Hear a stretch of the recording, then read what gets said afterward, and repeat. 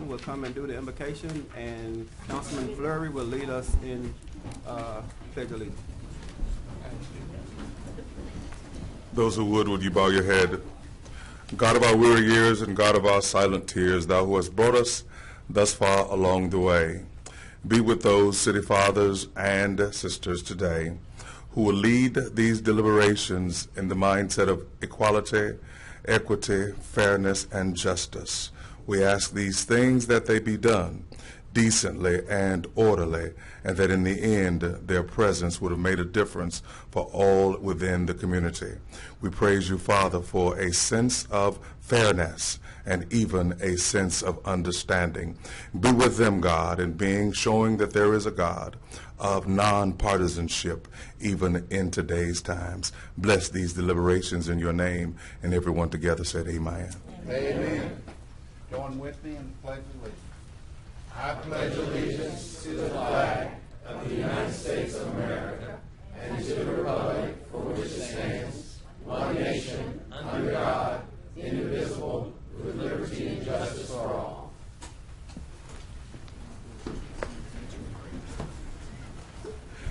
Madam Clerk, will you call the roll, please? Councilman Bradford. Present. Councilman Everson. Here. Councilman Jenkins. Present. Councilman Carter. Present. Councilman Floyd. Present. Councilwoman Lynch. Here. And Councilman Bowles. Here. You got a motion to approve the minutes of the administrative Second. Yes, Mr. Chairman. It's been moved by Councilman Corbett and second by Councilman Jenkins. Please vote. And vote, please. And vote, please. In favor? Motion passes with 7. Those are all of the minutes, 25th, 26th, and 25th. Yes, sir.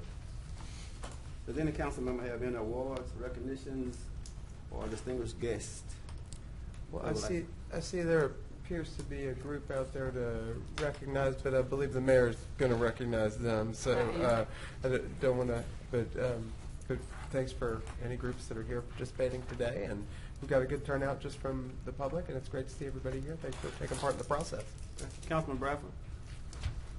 Thank you, Mr. Chairman. Mr. Chairman, I have two guests that I would like to recognize, but one of them includes one of the resolutions. So I'm going to ask the council if they will allow the rules to be suspended, that we would take up Resolution 94. I so move. Second. Been moved by Councilman Bradford and second by Councilman Everson to suspend the rules. Please vote.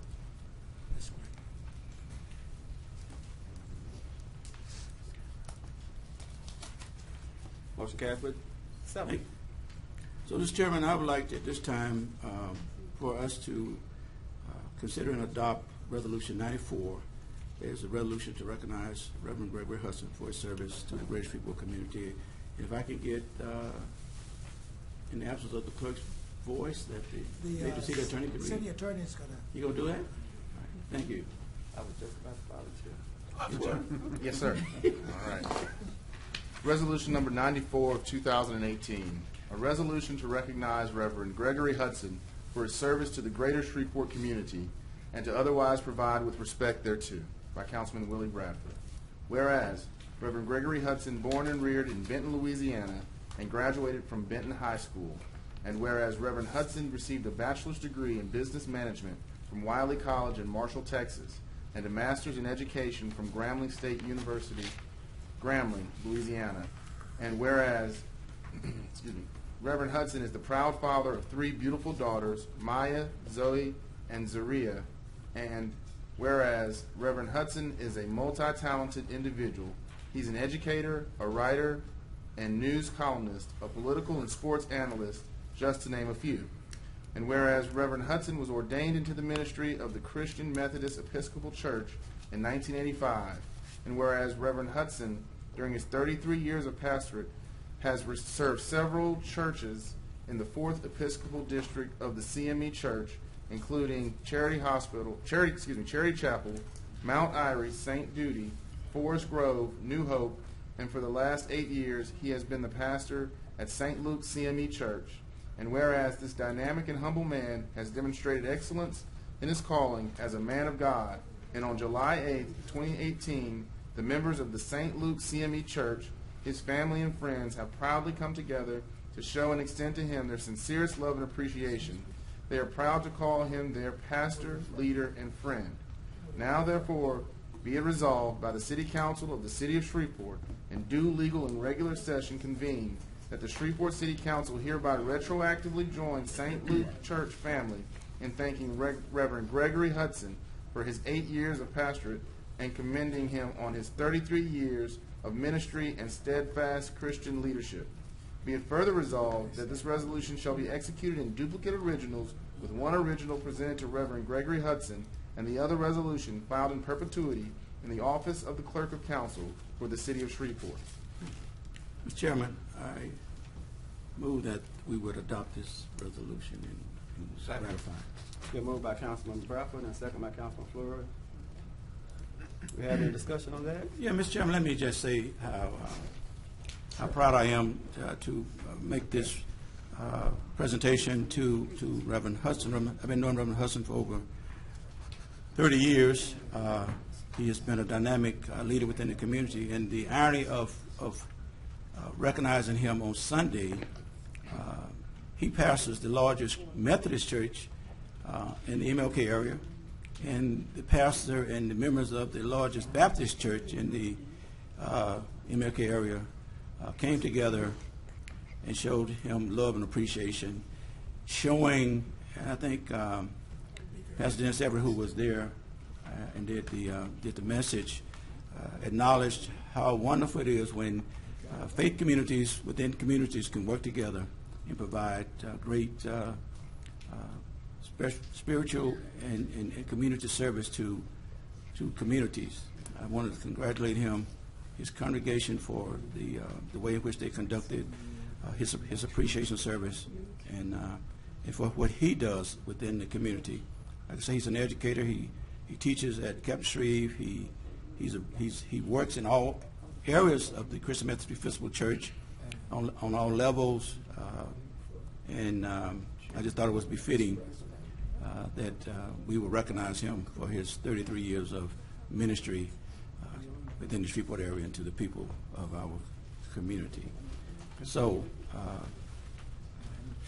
if there's no other remarks, Mr. Chairman, I call that we would vote to confirm this resolution.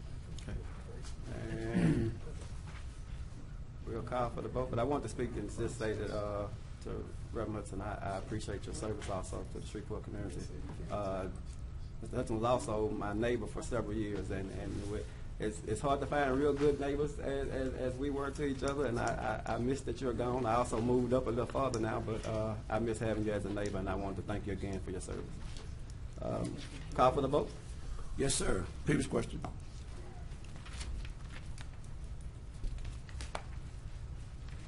Motion carries for 7. Mr. Chairman, I want to present this to Reverend Hudson. If you want to come, I want this council lady to take a picture of it.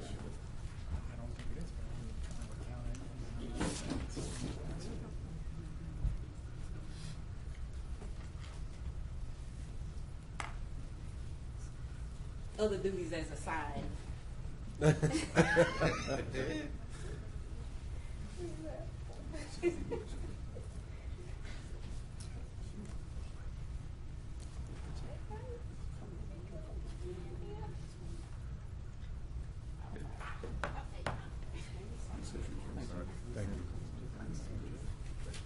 Thank you, Mr. Chairman, and thank you, Councilman Bradford, Honorable Mayor, and everyone. I want to thank Mr. Bradford for the consideration of having done this.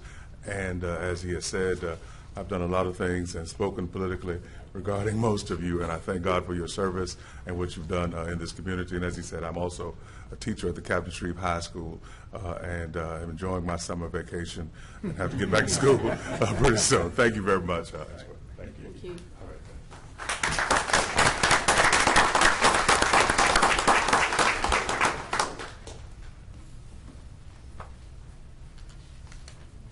Mr. Chair, if I may, to Pastor Hudson, I too would like to thank you for your service to this community, especially to our young people.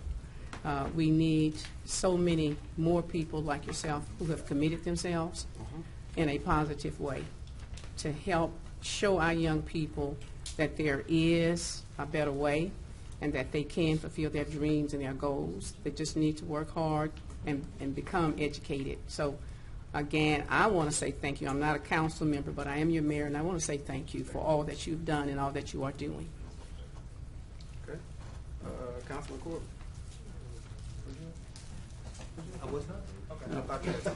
Councilman Lincoln? Yeah, I had two, but I don't see Commissioner Mario Chavez. Is he in the building? He was in the back. Oh, he is. Okay. Commissioner, will you come forward for a second, please? I want to recognize Commissioner. This is our distinguished Parish Commissioner Mario Chavez. Welcome. Thank you, Councilman Bradford. I don't want this to be a long repetitious debate, but I wanted to clear up something that we discussed on yesterday, and you can help me with that. Okay. And let me just give you a chronicle of what I'm going to bring it to you, and then you can tell us or tell me what halted what I'm going to present to you. Yes, sir. Okay. Commissioner, on May the 14th, I sent a letter to Senator Gregory Tarver requesting his assistance in reaching out to Caddo Parish Sheriff Steve Prater, Governor John Edwards, and the state police to consider looking at ways in which they could assist the city of Shreveport in patrolling and providing other law enforcement activities. On May the 23rd, in response to that correspondence, Caddo Parish Sheriff Steve Prater convened a meeting at his office to discuss the aspects of the request. On June the 13th, you conducted a meeting as the chairman of the Caddo Parish's Long Range Planning Committee to discuss the results of the discussion that happened in the meeting on May the 23rd, in which commissioners, in response to the sheriff saying that there may be opportunities that he could engage such a request, to look at the commissioners who was their statement that the Caddo Parish Commission would consider providing the funding that would be necessary to the sheriff interaction with the Shreveport Police patrolling. And then you had another meeting, Commissioner, on June the 27th, as a follow-up to the June 13th meeting, which again, my understanding from some commissioners, that the Parish Commission was prepared, once they heard a plan of action, was prepared to provide funding up to $100,000 to the Caddo Parish Sheriff for the activities of providing law enforcement services to the city of Shreveport.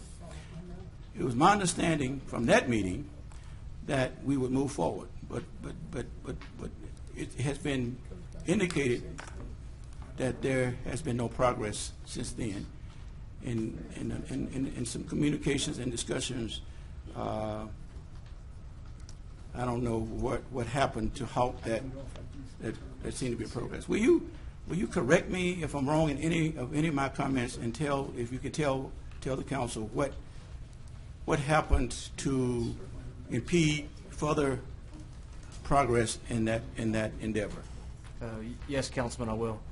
The original date of the long-range plan that you mentioned, I don't recall if that's the exact date, but it was about a 2 to 3 week prior than the 27th date, so it was around about that time. That was the first long-range planning meeting that we had.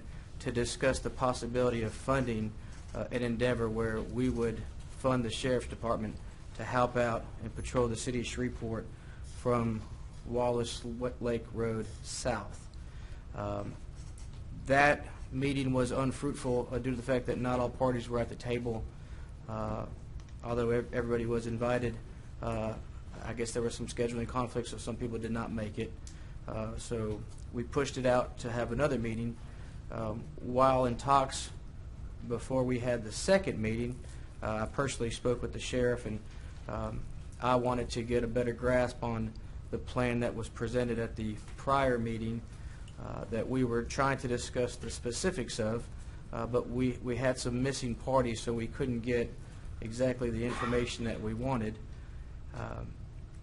At the first meeting, I personally did not think that it was a good idea to fund the Sheriff's Department to patrol south of Wallace Lake Road, because I didn't think that we really needed the police protection south of Wallace Lake Road, because it seems like the crime was more centralized in the city.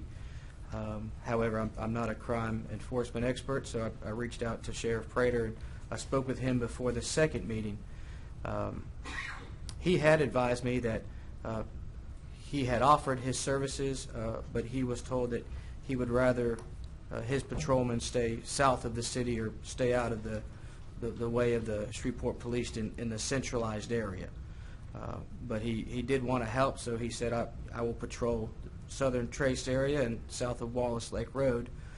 But he personally told me that he didn't think that that would be a good idea, or it wouldn't make much of an effect to the crime, because that the crime was more centralized.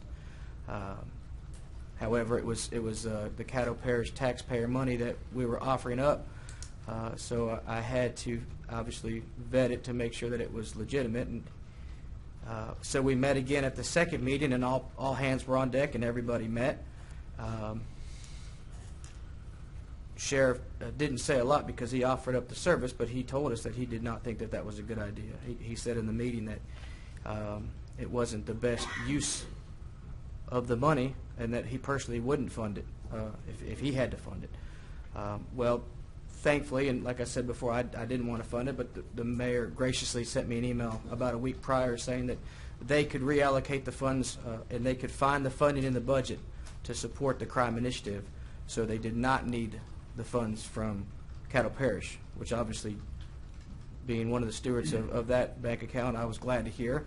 So that got us off the hook, so to speak, on the fact that we were willing to fund it, but we didn't have to. Now, that being said, although I did not want to fund it to begin with, I did offer up the availability for the funds to maybe purchase a suite or something to start a task force, so that those bodies that were at the table, and thankfully everybody was there that day, could come together and maybe with their expertise come out with a plan. And they said no, that was not needed, and you guys can check the minutes. I sent you guys the minutes of long range so you can know the facts.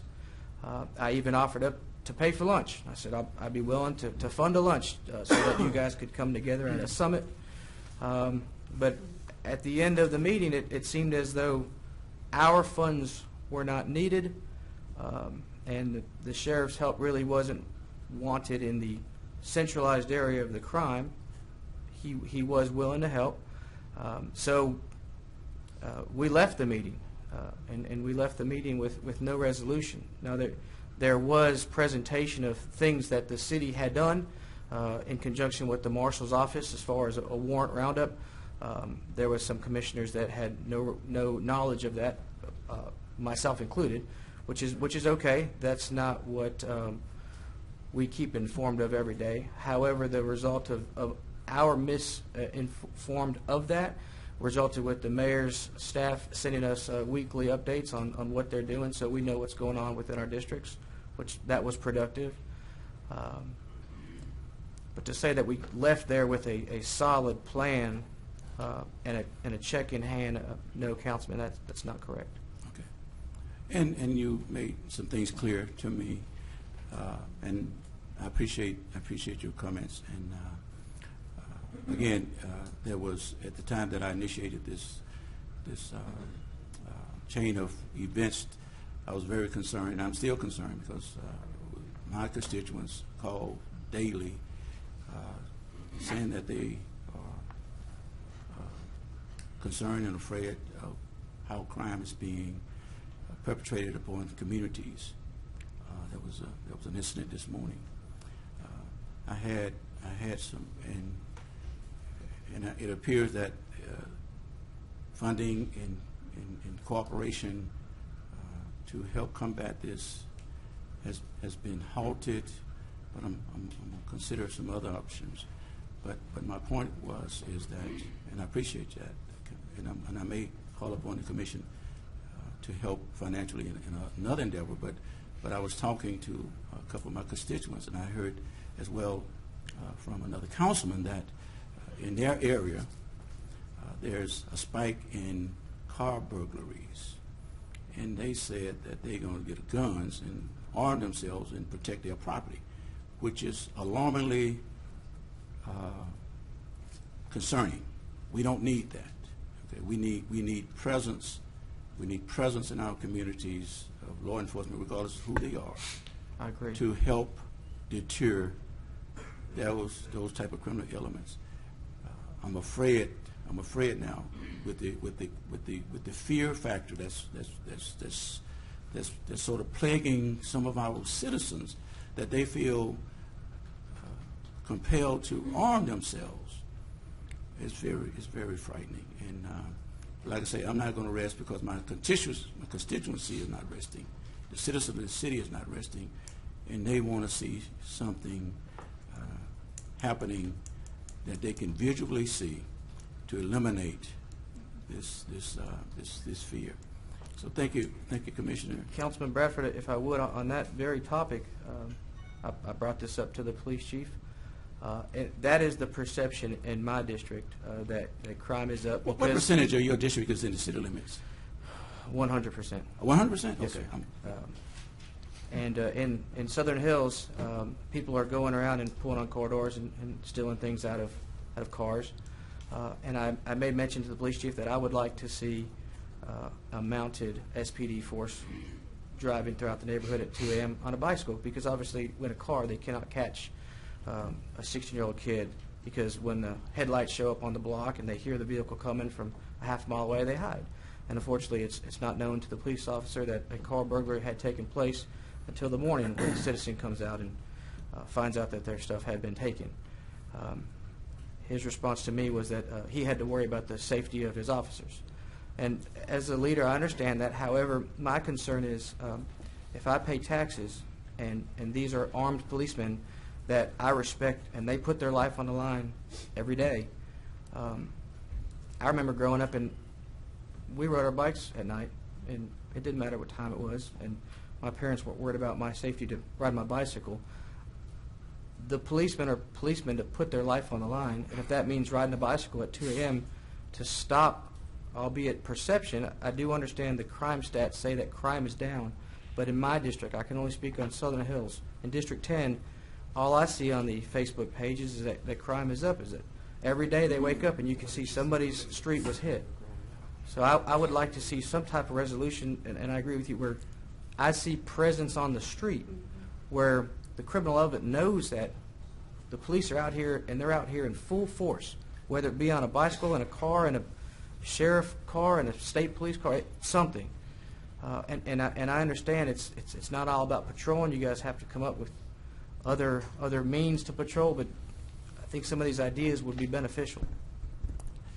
And certainly, I appreciate that. And again, I didn't want to drag this on. I just want to get clarification, and you cleared some things up. But again, it's one of the fundamentals responsibility of this city government, in the parish as well, to keep our citizens safe. They must be safe.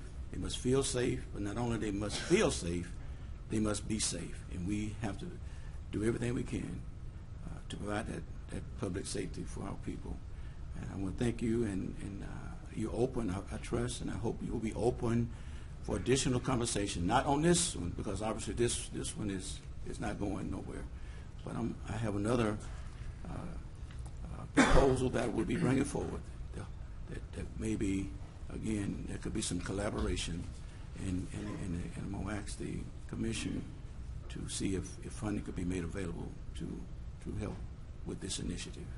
Thank you, Councilman Bradford, and thank you, Council and Mayor and Brian Crawford. I hope that we can work together as a team.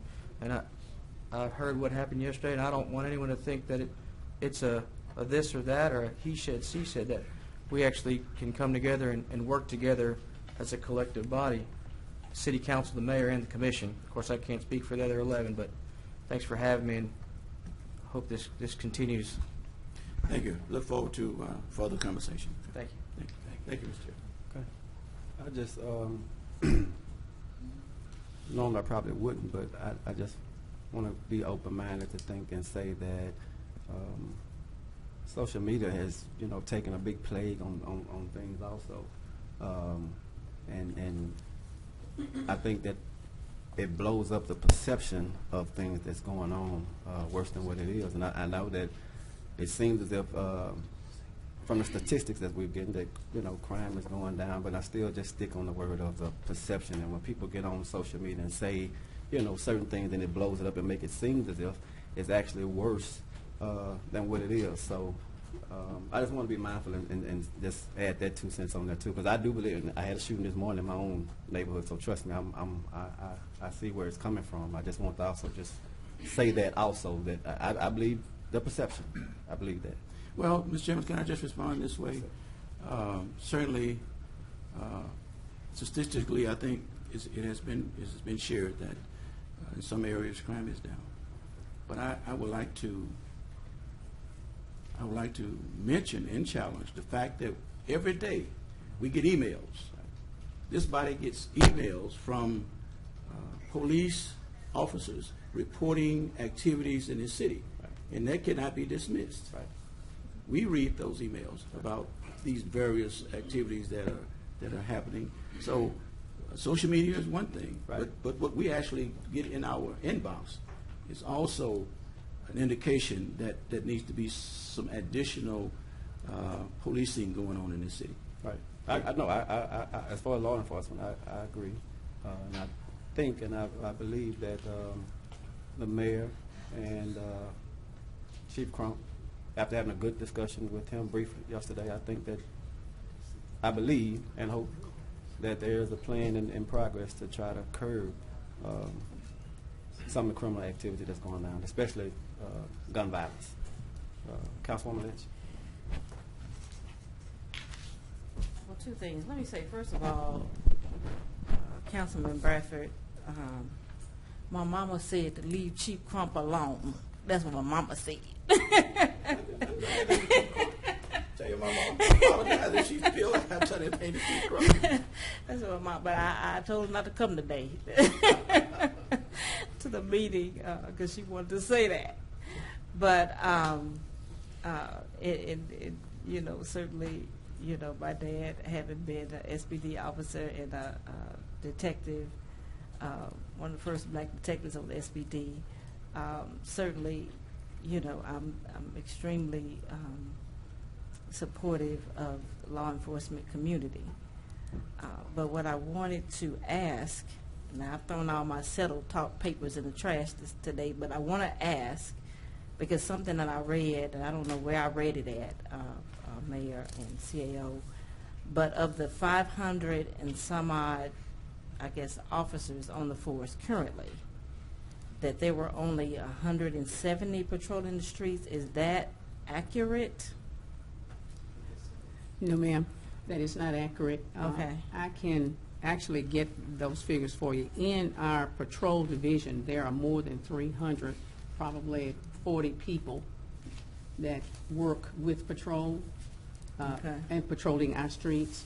But I need to call up our police chief or a deputy can come up and answer that. I know that they keep up with those stats, but the 100, whatever you said, is not accurate. It was, okay. Bill, can you come up? Thank you. Well, you're not going to tell them to go sit down today, Ma'am? right? Yeah, I said, I was asking her, she was going to tell you to go sit down today. But of this, I don't even remember where I read it at, really, to tell you the truth.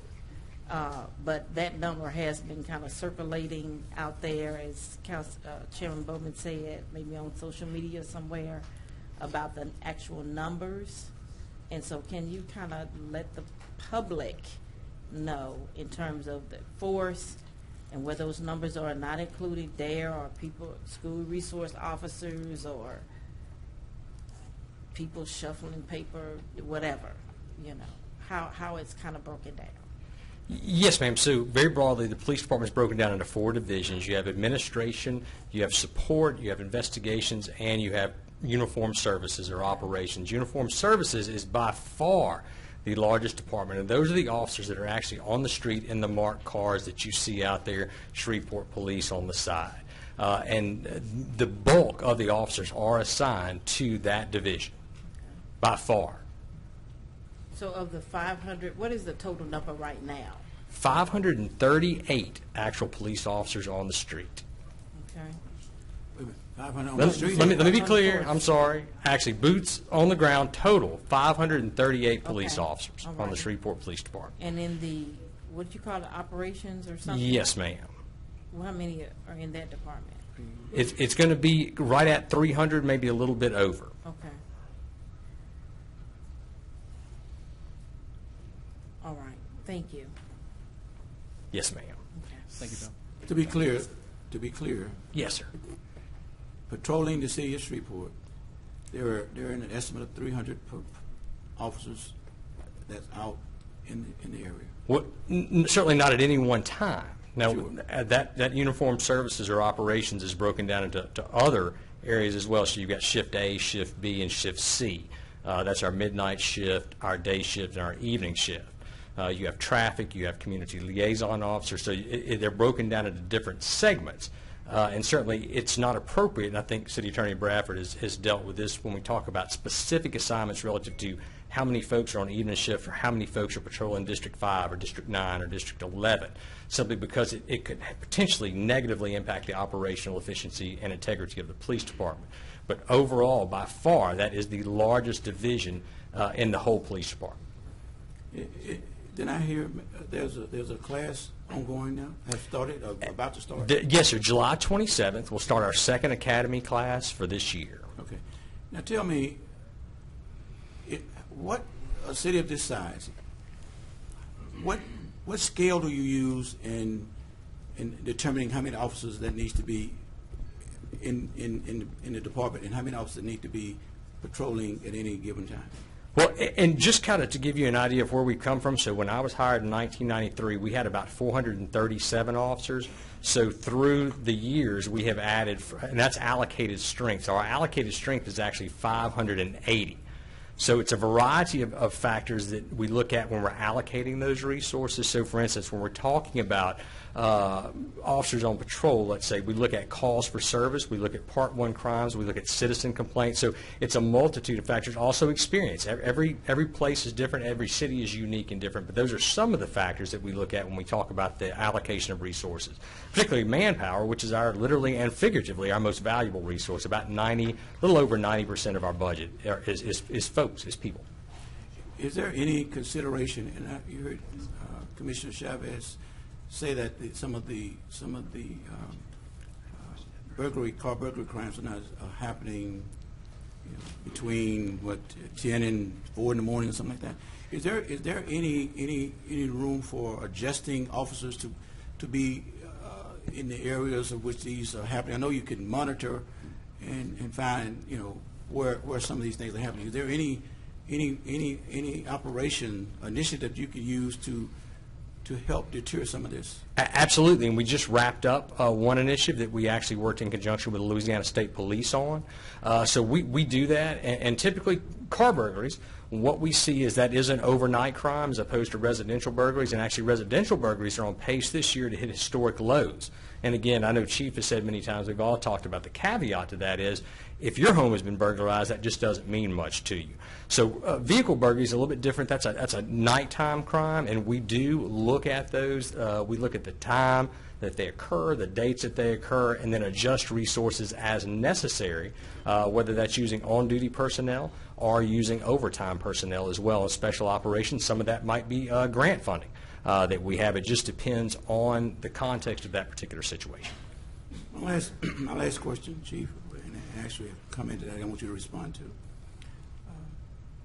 People have said to me that they're going to protect their property.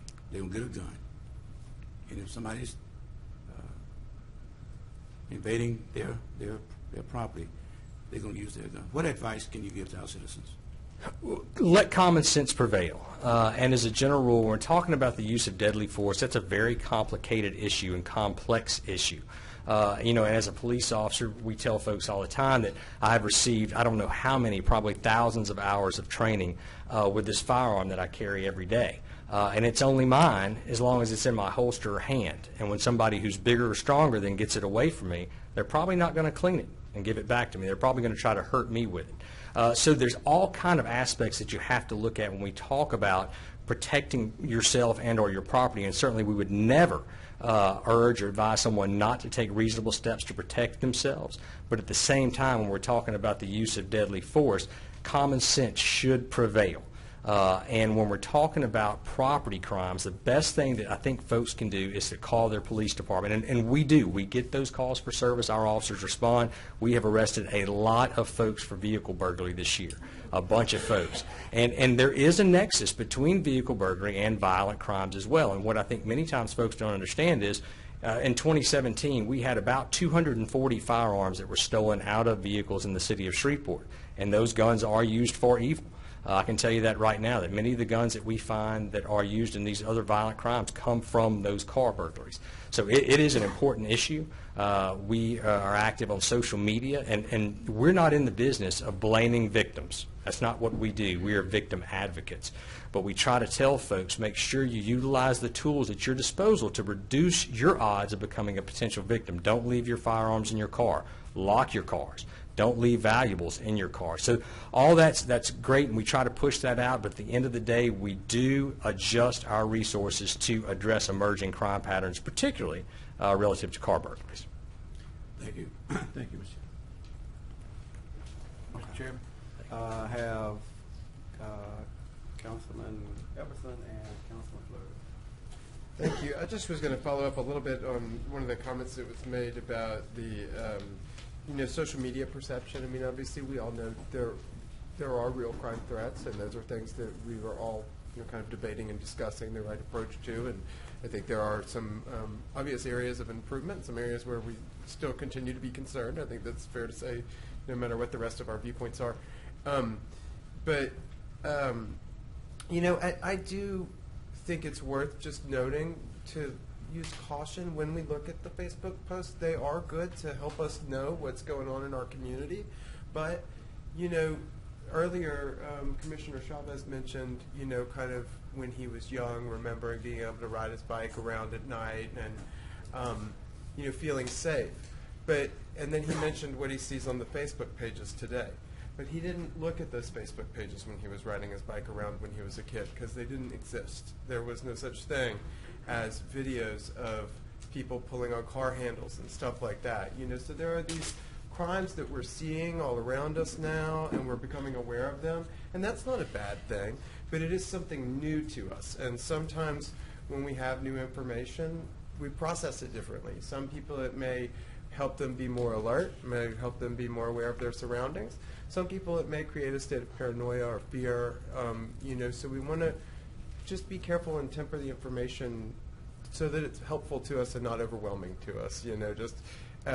I say that because I do read a lot of these Facebook pages, and particularly those that post a lot of the information from the 911 page.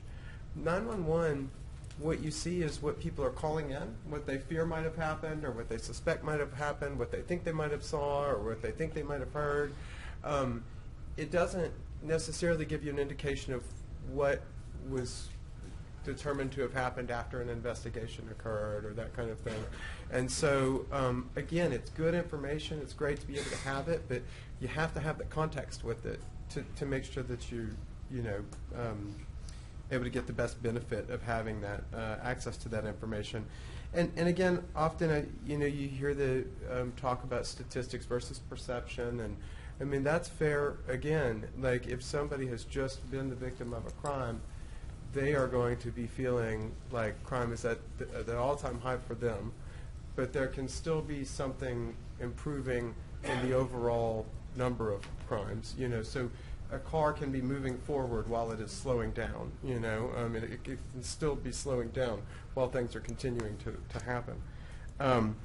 But the important point again is let's look at what's working, let's look at what's not working, let's see where we can focus our efforts. It's not about fooling ourselves into some false sense of safety, but it is about looking at what steps are being taken that seem to be successful. Let's do more of that, and then let's see where we still have the problems and concerns, and let's continue to address those problems and concerns. And I think that is kind of where those statistics can be helpful for us, and keep in mind that obviously those statistics also reflect after that investigation, not the suspicion of what may have happened.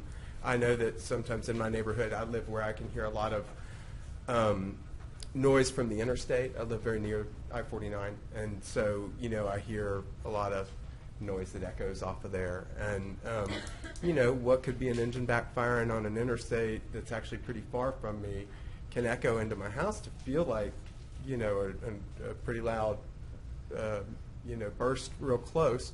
And I'll call it in, so will my neighbors. I'll look at the 911 page. I'll see a lot of people called in the same incident, but you can't clearly identify, I can't at least clearly identify where I've heard something. So I do my best to pinpoint where I heard it. I'm sure a lot of other people who call it in do their best to pinpoint where they heard it. But it shows up on a 911 log multiple times in multiple locations. And, the police do their best to my understanding, they respond to those to find out what actually happened.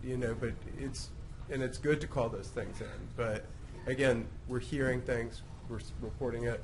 And then there's an investigation done, and then there's numbers that are reported.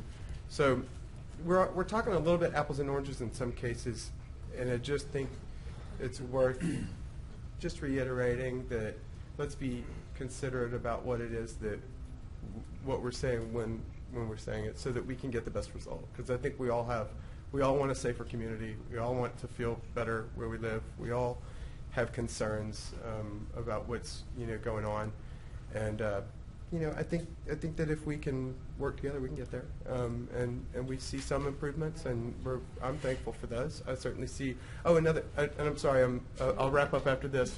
But I had one thing I was trying to remember. I think y'all can tell I probably started just talking, and I forgot that one thing I was trying to remember. But one of the things that is great about those emails that we receive is they report on the arrests as well. Now, I don't often see that on social media. I see people post the events and the upsetting things that happen, but I don't always see as much attention given to the resolution. I don't always see as much recognition of those arrests that happen. And I know that law enforcement, at least what I have noticed in my district, and I certainly have my fair share of crime in my district, I have seen a pretty swift response on a lot of these, and some very substantial arrests lately that I'm thankful for. But yeah, just thought I'd mention that. Councilman Fleury. Stephanie, Yes, sir. I'd like for you to tell your mama that we don't really hold Chief Crump responsible. I want you all to know that the mayor is the public chief law enforcement officer in the city. She is in charge of public safety. When they shot my neighbor's house at midnight with 12 rounds in the house, one going through the window and one through the refrigerator, I called my beloved mayor at 7:30 the next morning. And she assured me that she would get to the bottom of it. I hadn't heard from her yet, but I'm sure she's still tracking. I'm going to give her benefit of the doubt because she told me she'd take care of it. And this social media thing that you all keep talking about is feeding off of the 911 page. We got a lady, and I monitored scanners for many years. I've been a hobby of mine. I have the most sophisticated scanner there is. Last night at 10 o'clock, the fire department got a call for a man had a big problem with his big toe. And they responded. They didn't have a choice. Some of these police calls are absolutely unbelievable, what we're responding to. Tying up our cars. I want to have my say, and then I'll hush. But let me tell you, Mario Chavez spent his own money trying to buy bicycles to put for the neighbors to ride in the morning. But the police department felt that it was unsafe, and I assume they discouraged that. But he tried. He's tried other things. He's put his own money where his mouth is. Now, Mayor, I'm counting on you to all of this blowing and going started yesterday. But I'm counting on you, Mayor, to figure out what we can do with the sheriff department. They don't have our radio, we don't have their radio. Can we put a sheriff deputy in with a police and ride for 3 weeks and see if we can show the public that we are serious about getting these burglaries under control? Silver Pine, Frostwood, over there off of Jewella is my district. They're calling, sending me photos of people walking in the morning. I know, the mayor's told me, and I believe her. She said, we can't be everywhere, and she can't. But she is in charge of public safety, and I know you will come up with some action plan. You'll go through past all this rhetoric, and that you will sit down with everybody involved and come up with a plan. I have confidence that you will do that. I'm encouraging you to do that. See if we can get past all this dialogue, and let's get down and see if we can get some police cars out into the neighborhoods. And I beg you to do that, Mayor. Thank you. I'm hitting this thing. I don't know if it's working. I have Councilman Corbin and then Councilwoman. Thank you, Mr. Chairman. A lot of good things said here. You know, I think that we all agree that necessarily what we read on social media every day is not a true reflection. It's people who are either scared, which is understandable, or people who have been affected by a crime in many cases. The large part of what I see, you know, the videos from somebody's security system of folks opening unlocked car doors and taking things from cars, it would have a huge effect if all of us would simply lock our car doors, not leave firearms and computers and coach bags and different things laying on the seat, and park in our garages when possible. That's not possible for everybody. I understand that. But there are far fewer cars that actually have a window broken out and burglarized than cars that are simply unlocked. I know multiple people who had their vehicles stolen from their driveway or stolen from their parking spot. Stolen because their spare key was in the console. Now, it doesn't make it right that somebody opened the door and dug through the console and got the key and drove it off. But it's just not smart today to do that. And those little steps, and as much as we can preach it, as we're out in neighborhood meetings, you know, that's going to help a little bit. Thank you, Mr. Chairman. Thank you, Councilwoman Lynch.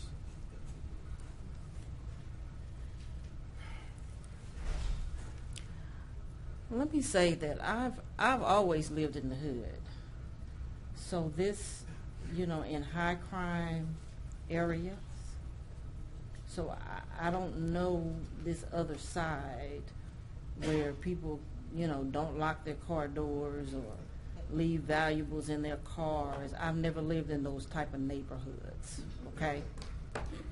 And so this whole discussion about social media and the perception of social media, but frankly, folks have just run out of stuff to steal in the hood.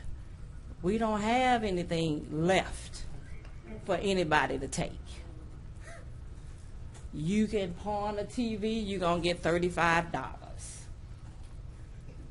Okay? We don't have any of these, a lot of these valuables that people are leaving out of certain areas and now going into South Highlands and going into Broadmoor, you know, in search of things to steal or pawn or sell or whatever they do, because there's just nothing left on the side of town where these incidences have traditionally, historically been occurring, and nobody was really talking about it or addressing it. But now that it's creeping over into South Highlands, and now that it's creeping over into Broadmoor, and now that it's creeping over into Highland area, all of a sudden we've got, you know, some hysteria about the crime in Shreveport.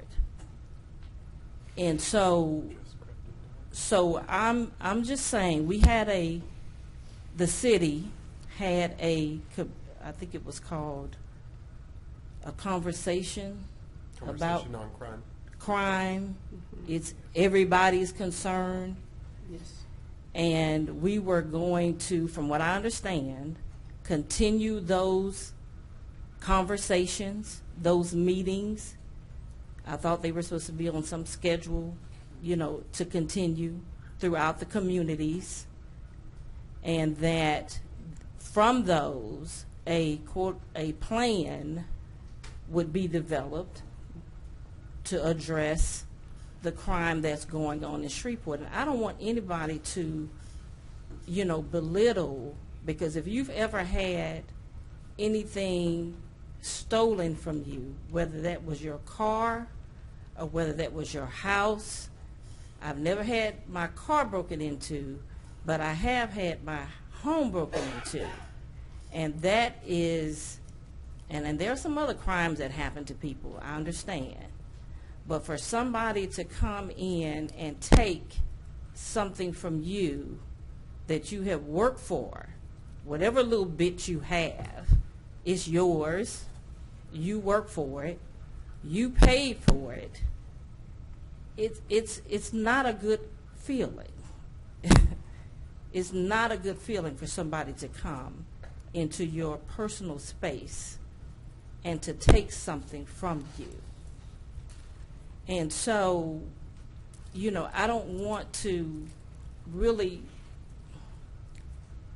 belittle what people are experiencing, because it's down from last year or it's down from the year before. It doesn't matter when it's your home and when it's your vehicle and when it's your property and when you're trying to protect your children. So we can talk statistics and all of that other stuff, but the perception of crime, the reality of crime, the combination of the two needs to be addressed. I mean, it's not just from a public safety standpoint, but it also affects our economics. It affects who we're able to attract here. It affects people wanting to stay here and live, people wanting to come here and live. It's broader than just, you know, some of the things that we've talked about in this meeting today. And so, Mayor, I guess I need to at least hear something today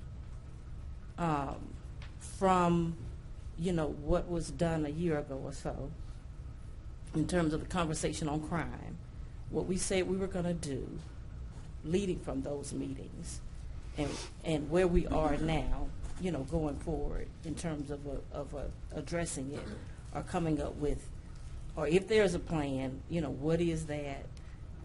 I know you can't go into all the details, but if there's a plan, what is it, and what are the next steps, so that the community can have this, and what part, if the community needs to do some things, which I'm sure there are some things we need to do, as some of the council members have said in some of the interviews I've seen on TV, just basic safety.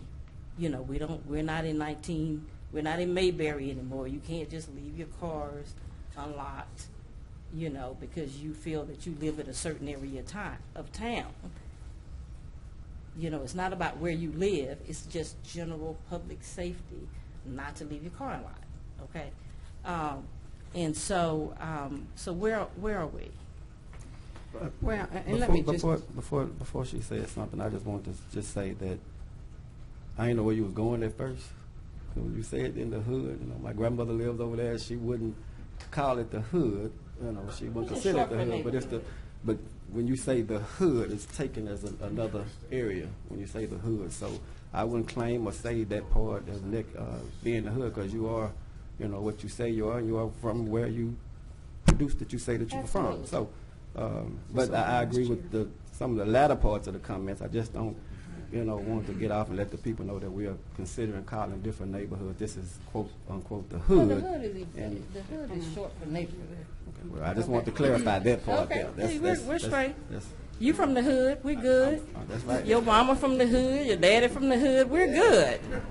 You know, so what are you trying to clarify? I'm the hood. I'm just trying to say the hood. I don't understand where we're going with the hood. We're That's going that was from it. where you from, where your mama from, where your daddy from.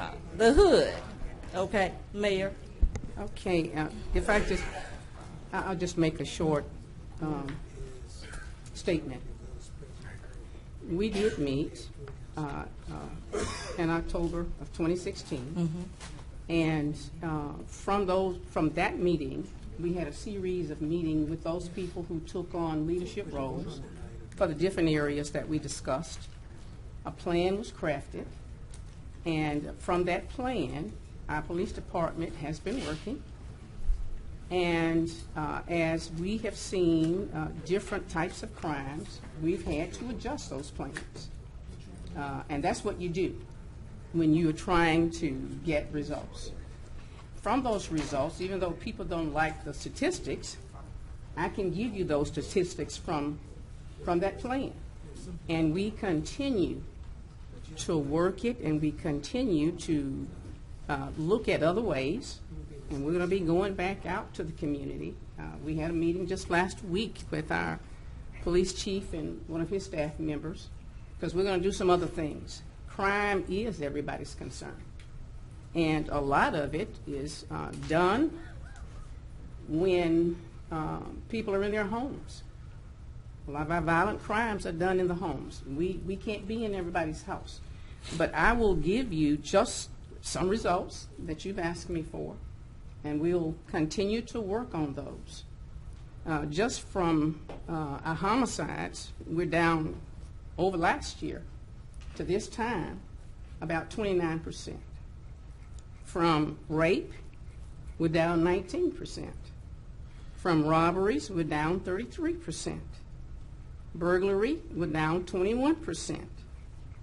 And from theft, we're down about 5%. Is that from 2016? No, ma'am. This is from 27. See, we drafted the plan.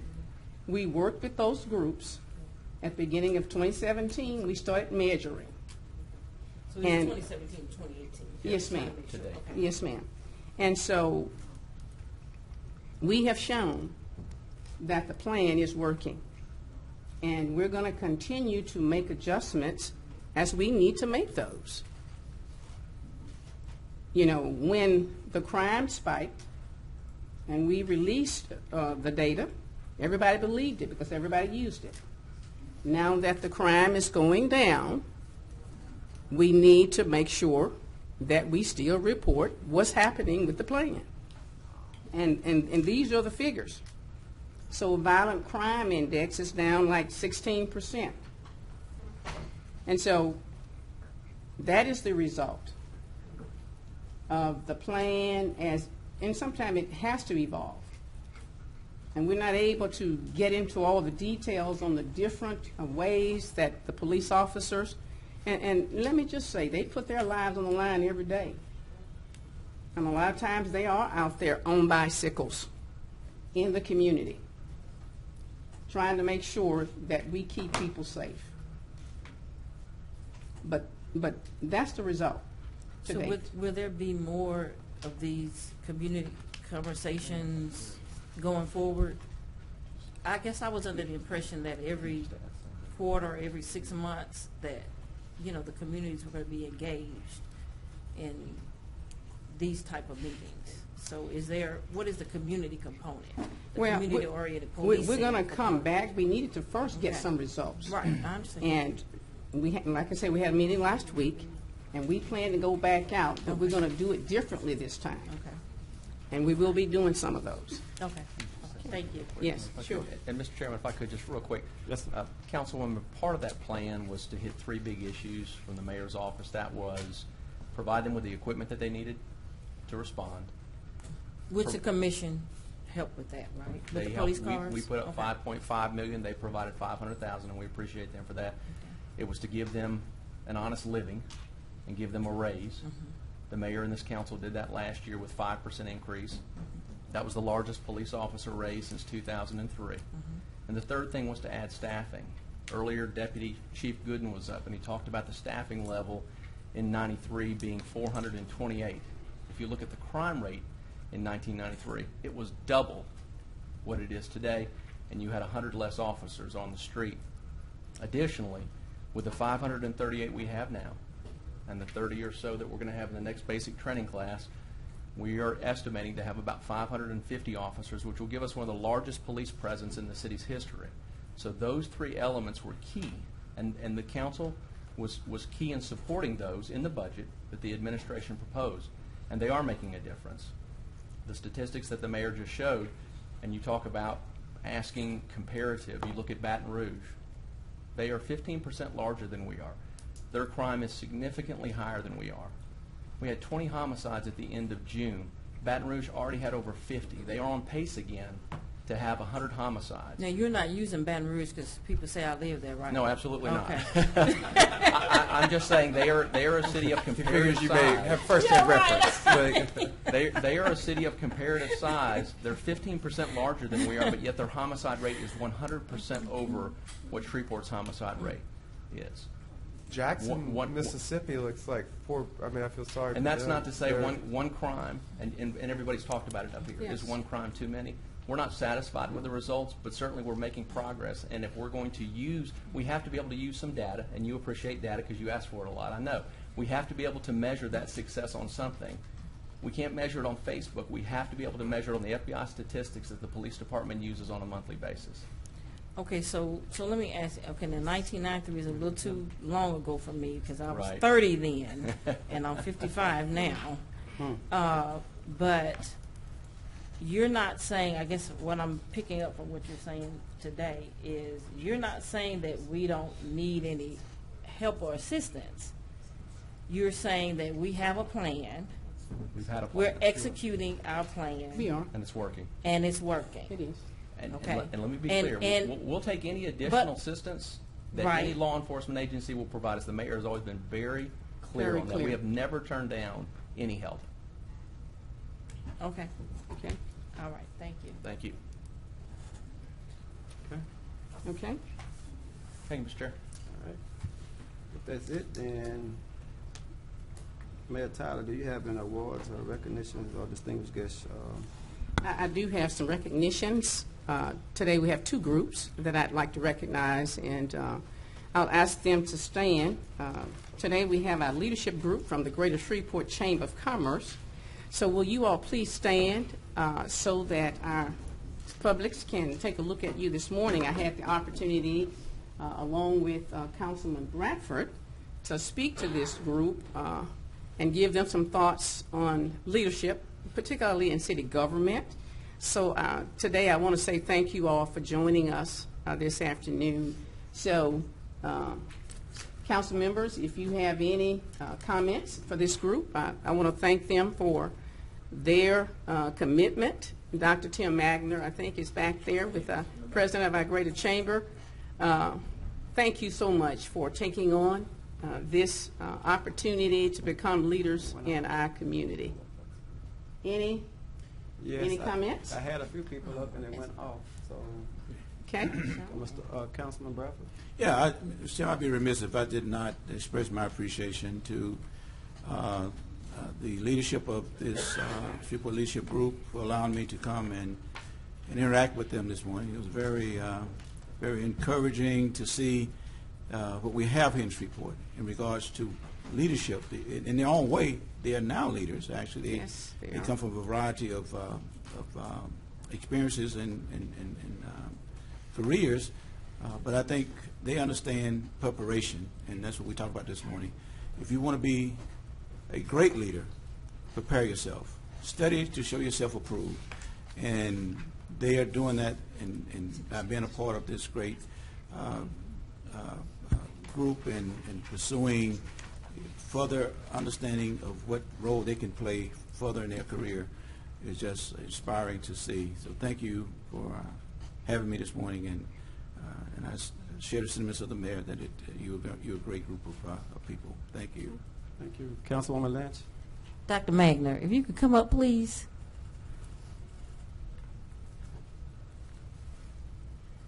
I know this has nothing to do with the leadership of Shreveport necessarily. You ought to sit. You don't have Thank to keep you all. standing. Congratulations.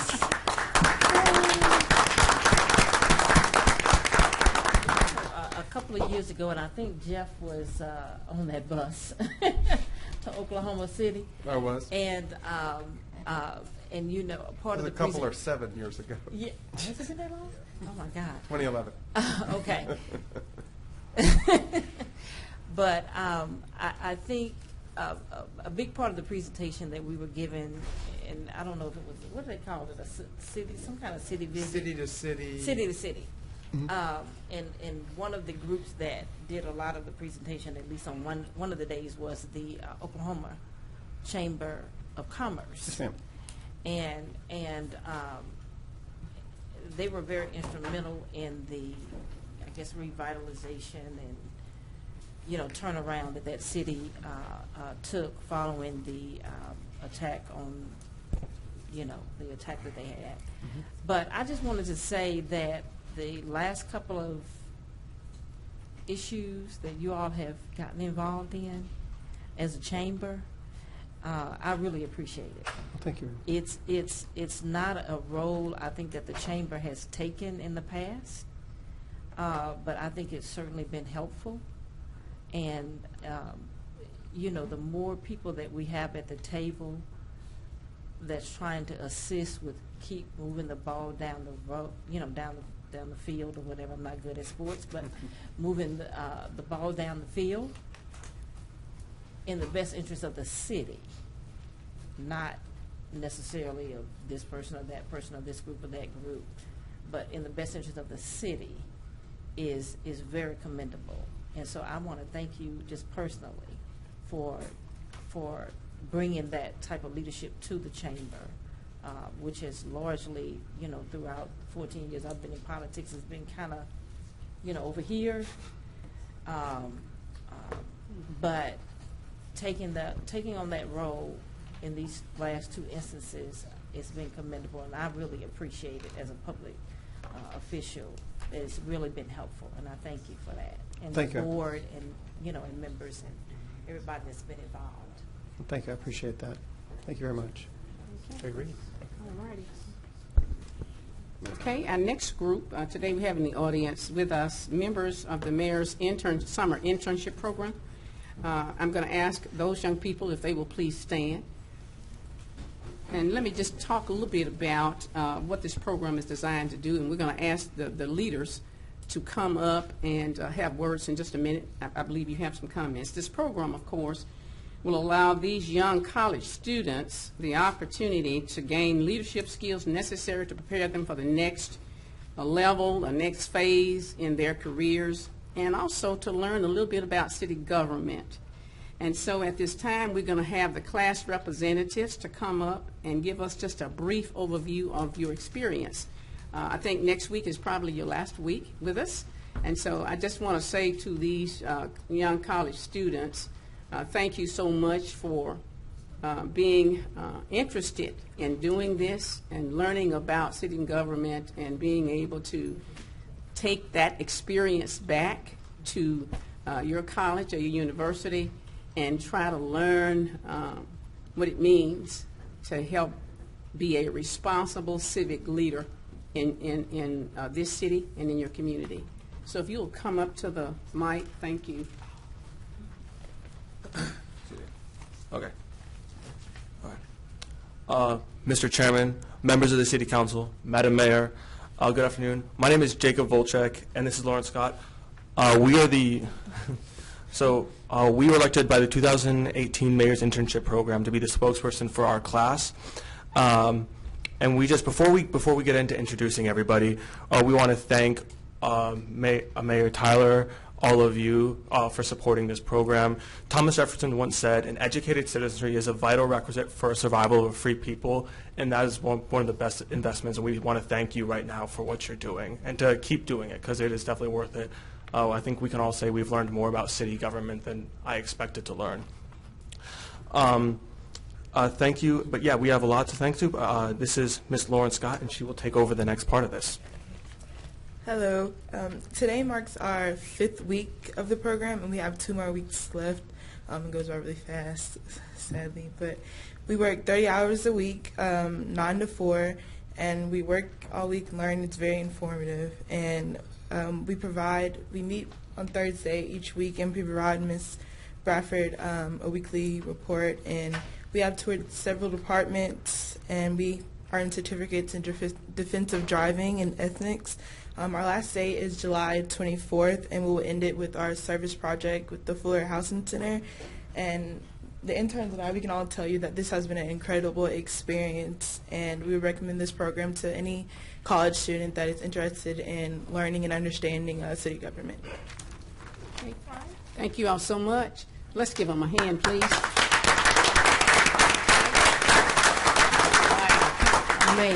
Mayor, can we find out what universities they are studying at? Yes, ma'am. You may.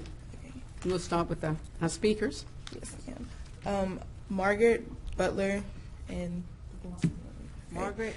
She attends Southern University, and her major is business management, and she's in human resources department.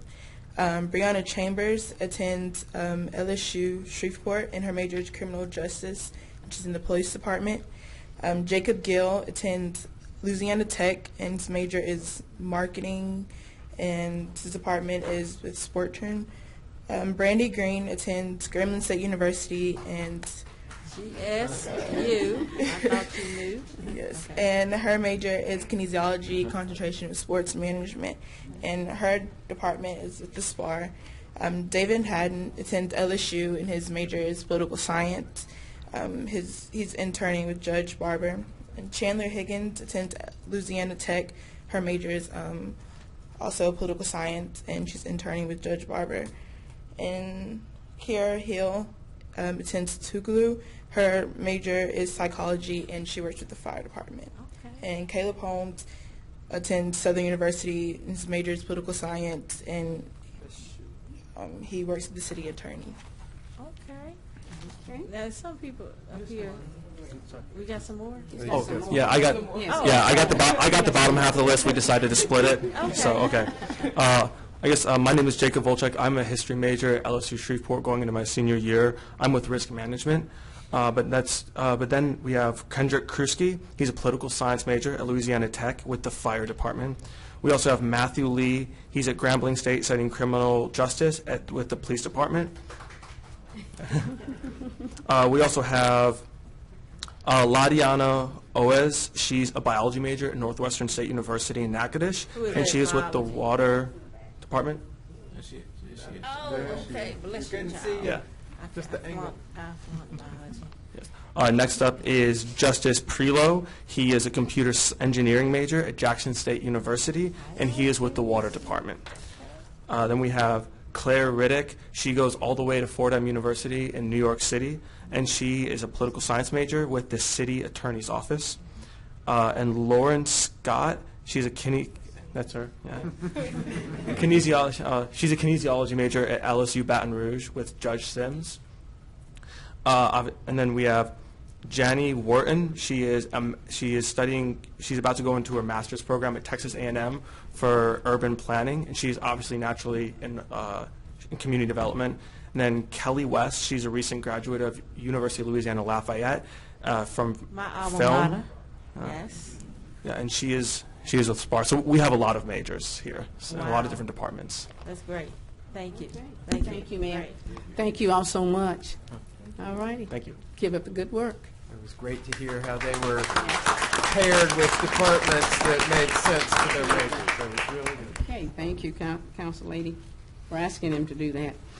We have 2 or 3 other announcements, Mr. Chairman and City Council members. Today we have our police chiefs coming to our city from all over the state, with the Louisiana Association of Chiefs of Police. They will be here for their annual conference. We're always grateful when organizations select Shreveport, of course, for their statewide conferences, and I have to leave here about 6 o'clock going there. So we're gonna, Oh, they're in town already? They are in town already. What's the dates? Convention. Well, they're not at the convention center. They're at the municipal auditorium. Am I correct, Bill? Are they at the state convention center? Okay. How long, We how got many a lot of dates? stuff going on. What's the dates? I'm trying to Through see what Thursday. what a men at. Oh. Okay, Thursday. Well, you got women over there too now. Well, All right, okay. But anyway, they are at the convention center. We have some other conferences and things coming up. Some will be at the municipal, but that one is at the convention center. Okay, all right, our next announcement. We're still excited about the news we received and announced on Friday about the $24.2 million grant that we will be receiving for our choice neighborhoods. We'll have more announcements later this month when our HUD officials come on July 19th. So if you will, please pencil that in on your calendars because the HUD officials are going to come in and do the big announcement.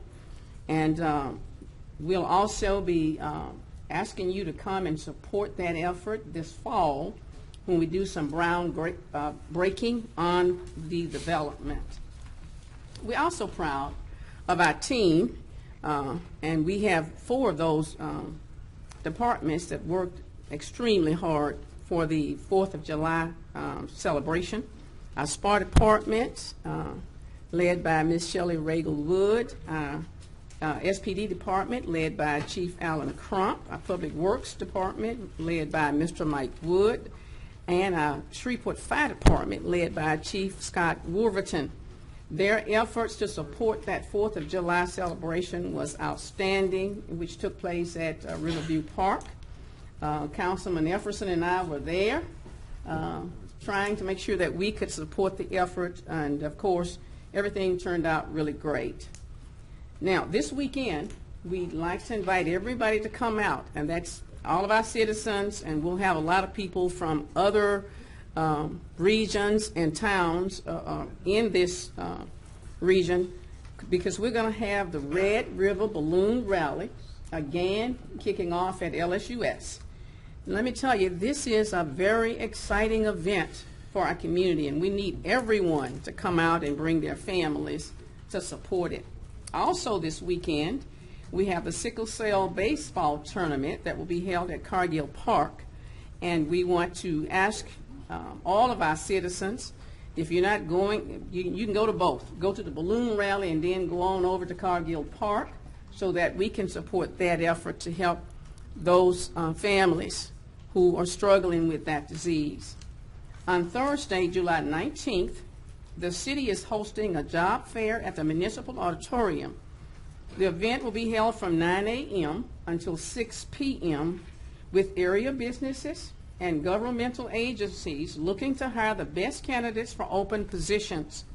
Some companies include, and these are just some of the companies, Calumet Specialty Products, Western Global Airlines, and Hyundai Glovis, and we have several others that will be coming aboard to help us with this job fair. So we're asking people to please come out, and we want to try to make sure that we're providing opportunities for the underemployed as well as the unemployed to try to get them into the workforce. The City of Shreveport also and the Louisiana Contractors Licensing Board will host a workshop on how to become a general contractor on Friday, July 20th from 8:30 a.m. until 10:30 a.m. in the conference room upstairs on the 2nd floor. This event is free and open to the public, and for more information, contact Ms. Karen Barnes at 673-5060, or you may email her at karen.barnes@shreveportla.gov. What's the date on that? I'm sorry. What was the date? That date is July 20th, starting at 8:30 in the morning until 10:30 a.m. So we're asking those people who need to try to get licensing to do contracting work to please join us and getting that information that will certainly help them. We continue to serve our citizens with numerous events. Since we met last, the city has supported several events, and these are just a few of them. Our summer fun run at Helmers Park, our farmers market at Festival Plaza, NFL Alumni Youth Football Clinic at Independence Stadium, Sunrise Triathlon #3 on Clyde Fant, Movies and Moonbeams in Riverview, and of course the Farmers Market Festival P. So we are asking people to please just look on our website. We have so many great things going on in our city every single week and every weekend. So thank you so much for allowing me to make those announcements today, Mr. Chairman. And that's the end of the announcement, the end of the announcements that we have for today. As we've been, that you know of, has Karen put out that notice? I'm sorry? Has Karen put a notice out as far as letting people know about the, how to become a contractor with? Oh, yes. Okay. I think Yes. I believe the class is full. Okay. But if somebody's still interested, we'll certainly try and get them in the next class. And if they'll just email me or Ms. Barnes, we'll be glad to help them out. Okay. Direct them my way. Okay. Thank you. Thank you. All right. Does any member have any questions or concerns relative to property standards? Mr. Green? No, I do, but we're going to talk offline afterwards today because I forgot yesterday. Thank you. Thank you, Mr. Green. Mr. Crawford, you emailed the revenue collection plan. Mr. Those have been Bradford, provided to the council. We got, Mr. Chairman. I assured the bond forfeiture report. No public hearing today. Mr. Thompson, is there any legislation to be added? We have one item, Mr. Chairman, ordinance number 59. It's an annexation ordinance, tag number 18-03. It will enlarge the limits and boundaries of the city of Shreveport for the Providence West subdivision development in section 19 township, 16 north, range 13 west in Caddo Parish. Okay. Is there anyone present that would like to speak in favor or against adding ordinance number 59 of 2018 to this agenda? Anyone present speaking for or against? Seeing none. Councilman Court? Thank you, Mr. Chairman. And I had emailed out some information about this earlier to council members. Would ask that that you support adding this to the agenda today. It's only for introduction. It will require a layover as well as a public hearing before we vote on it. Okay. So move. Second. Councilwoman Lynch. Okay, so in the email that you had sent out earlier, you said there was a policy change that you just found out about yesterday? Yes. Okay, can you all kind of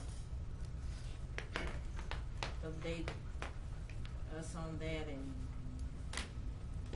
how did the council was apprised of it? There was not a policy change per se. That was an administrative change Okay. in how we brought annexations to the city. I think you may recall, Councilwoman, that you questioned the staff and myself about adding,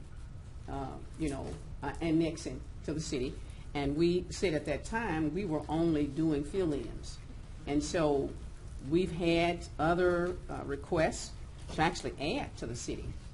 And so we're asking people if they want to do that, if it's going to add additional, land that the city is going to be responsible for keeping, then if they would just kind of check with their council member, because, what we've been doing and what I've been doing since I've been mayor is trying to fill in those places that are already within the city and not adding to the boundaries.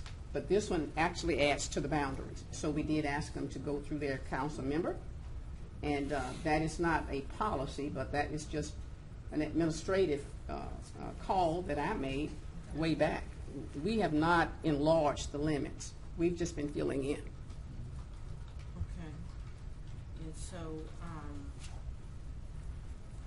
and I guess I need to ask, since some of y'all have been here almost 8 years now, does the council have a policy in terms of evaluating these annexations? Whether they're filling in or adding to the footprint of the city, do we have something in place to evaluate it like we do, like we came up with the ITEF and some other things here recently? Is there something in place? There's a fact sheet attached to your agenda. I understand. That lists that information. Now, I would argue there's a fine line between what is a fill-in and what is adding to the city. In a case like this, you have a subdivision that was granted a planned unit development, and this is just another phase of that subdivision. And you know, all we're doing today is adding it to the agenda. If somebody doesn't like it, then you'll have a chance to vote it down later on.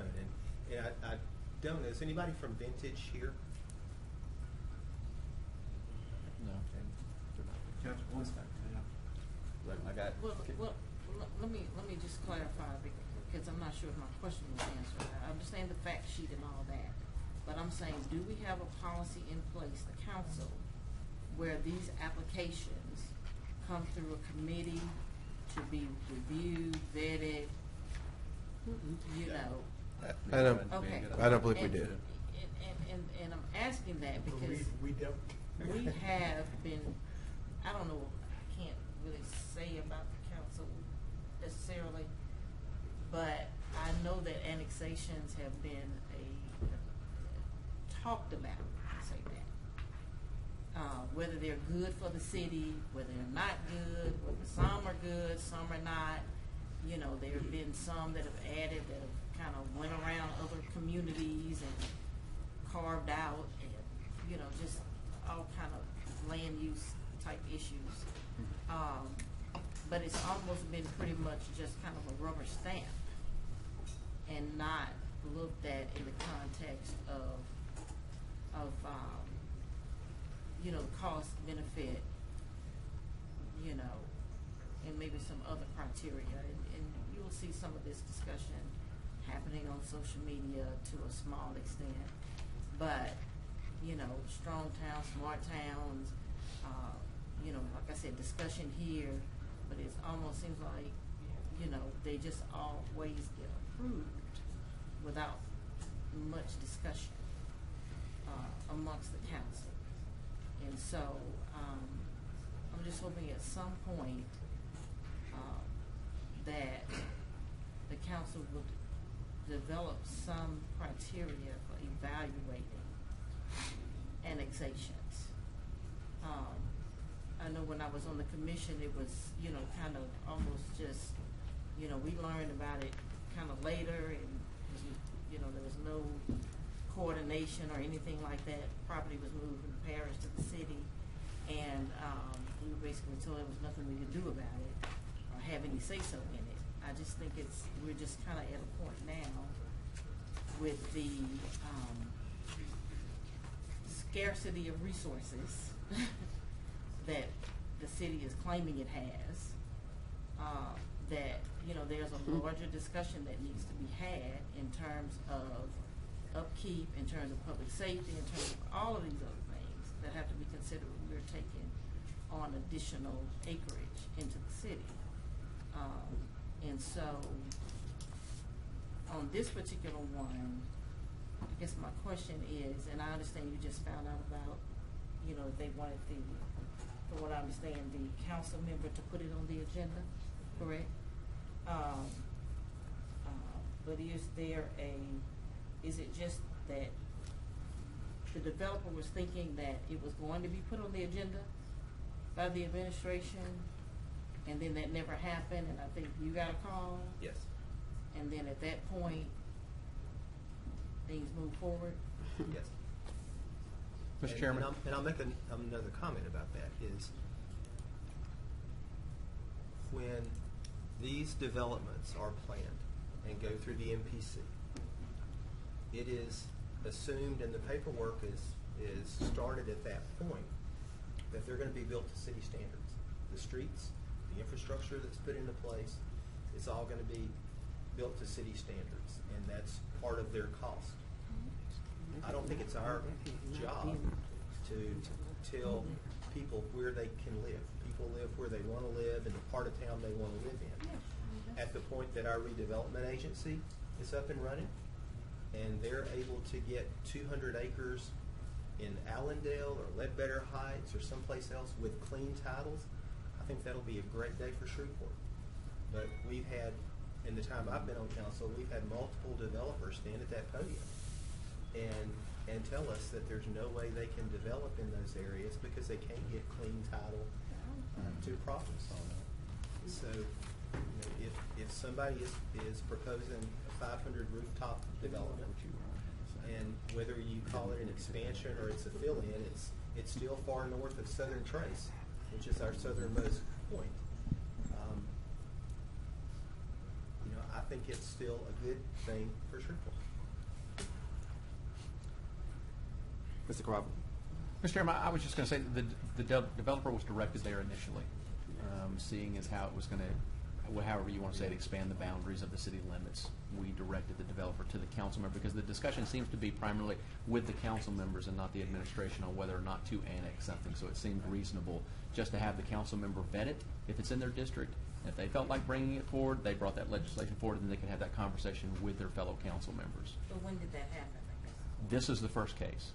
Okay. This is the first case that's come along that's actually expanded the boundaries. If you want to say that, it pushes the boundaries further south in that particular part of town. In the whole thing about where people develop and all that, that's irrelevant to the conversation as far as I'm concerned, because people are going to live where they want to live, but it's just right now that's in the parish, correct? Correct. It's not in, so you know, if you want to live in Cattle Parish, that's great. You still, I mean, I don't have a problem with you living in the parish and not necessarily in the people city. who are buying those houses don't want to. They want to live in the city and receive city services. Let's make it clear, though, the houses have not been built yet. Yeah. Correct. Right. I understand. So, but he said people can live where they want to live. But, you know, and their decision to build to city standards is, you're saying, is assuming that they would be annexed. Is that what you're saying? Yes. Okay, thank you. Wait a second. I have Councilman Everson, then Councilman Fleury.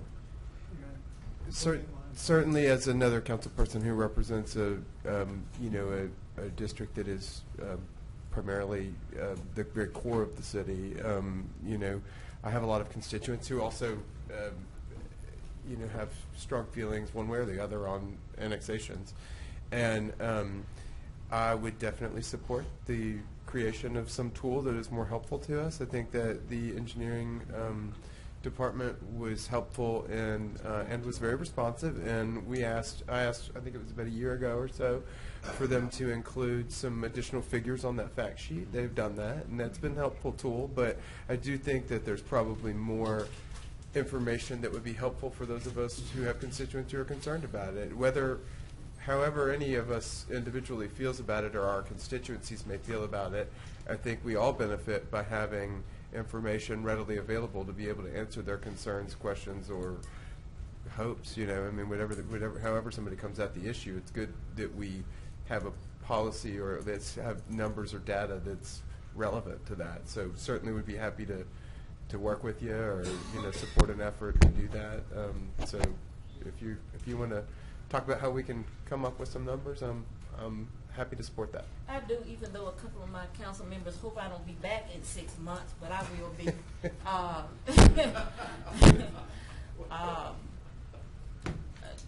And certainly, I guess we got to move pretty quickly to a term limited too.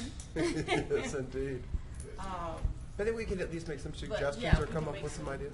Yeah, we need to do that, and I'm sure the administration, you all have, a part in this, in just trying to, determine, because you all are dealing with how stretched we are, and I'm telling you, I'm feeling it in my district, because the further out we're going, it appears that the less resources are being spent, allocated, whether it's manpower, money, whatever, in the inner cities.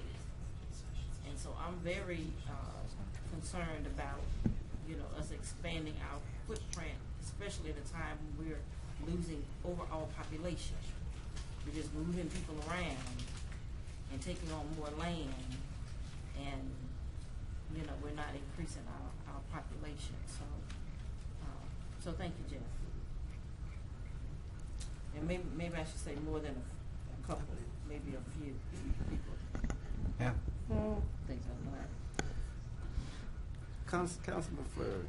Councilwoman Lynch, just for the record, when I heard of this, I did not do analysis of it, but I did dispatch Councilman Bradford out to the Providence area to try some of the food and possibly smoke one of those cigars. And he came back very impressed, Okay. just for the record. I did. And let me just say, I think the discussion to introduce it is, and I support that. But I think the questions that's forthcoming is simply, does the annexation, the benefits outweigh what we would do in regards to city resources? And I'm saying the return, you said up to 500 units appear to go yield the city pretty good, it appears. But that discussion is going to come. But I would support the annexation, adding it to the agenda. So Thank you, Councilman Jenkins.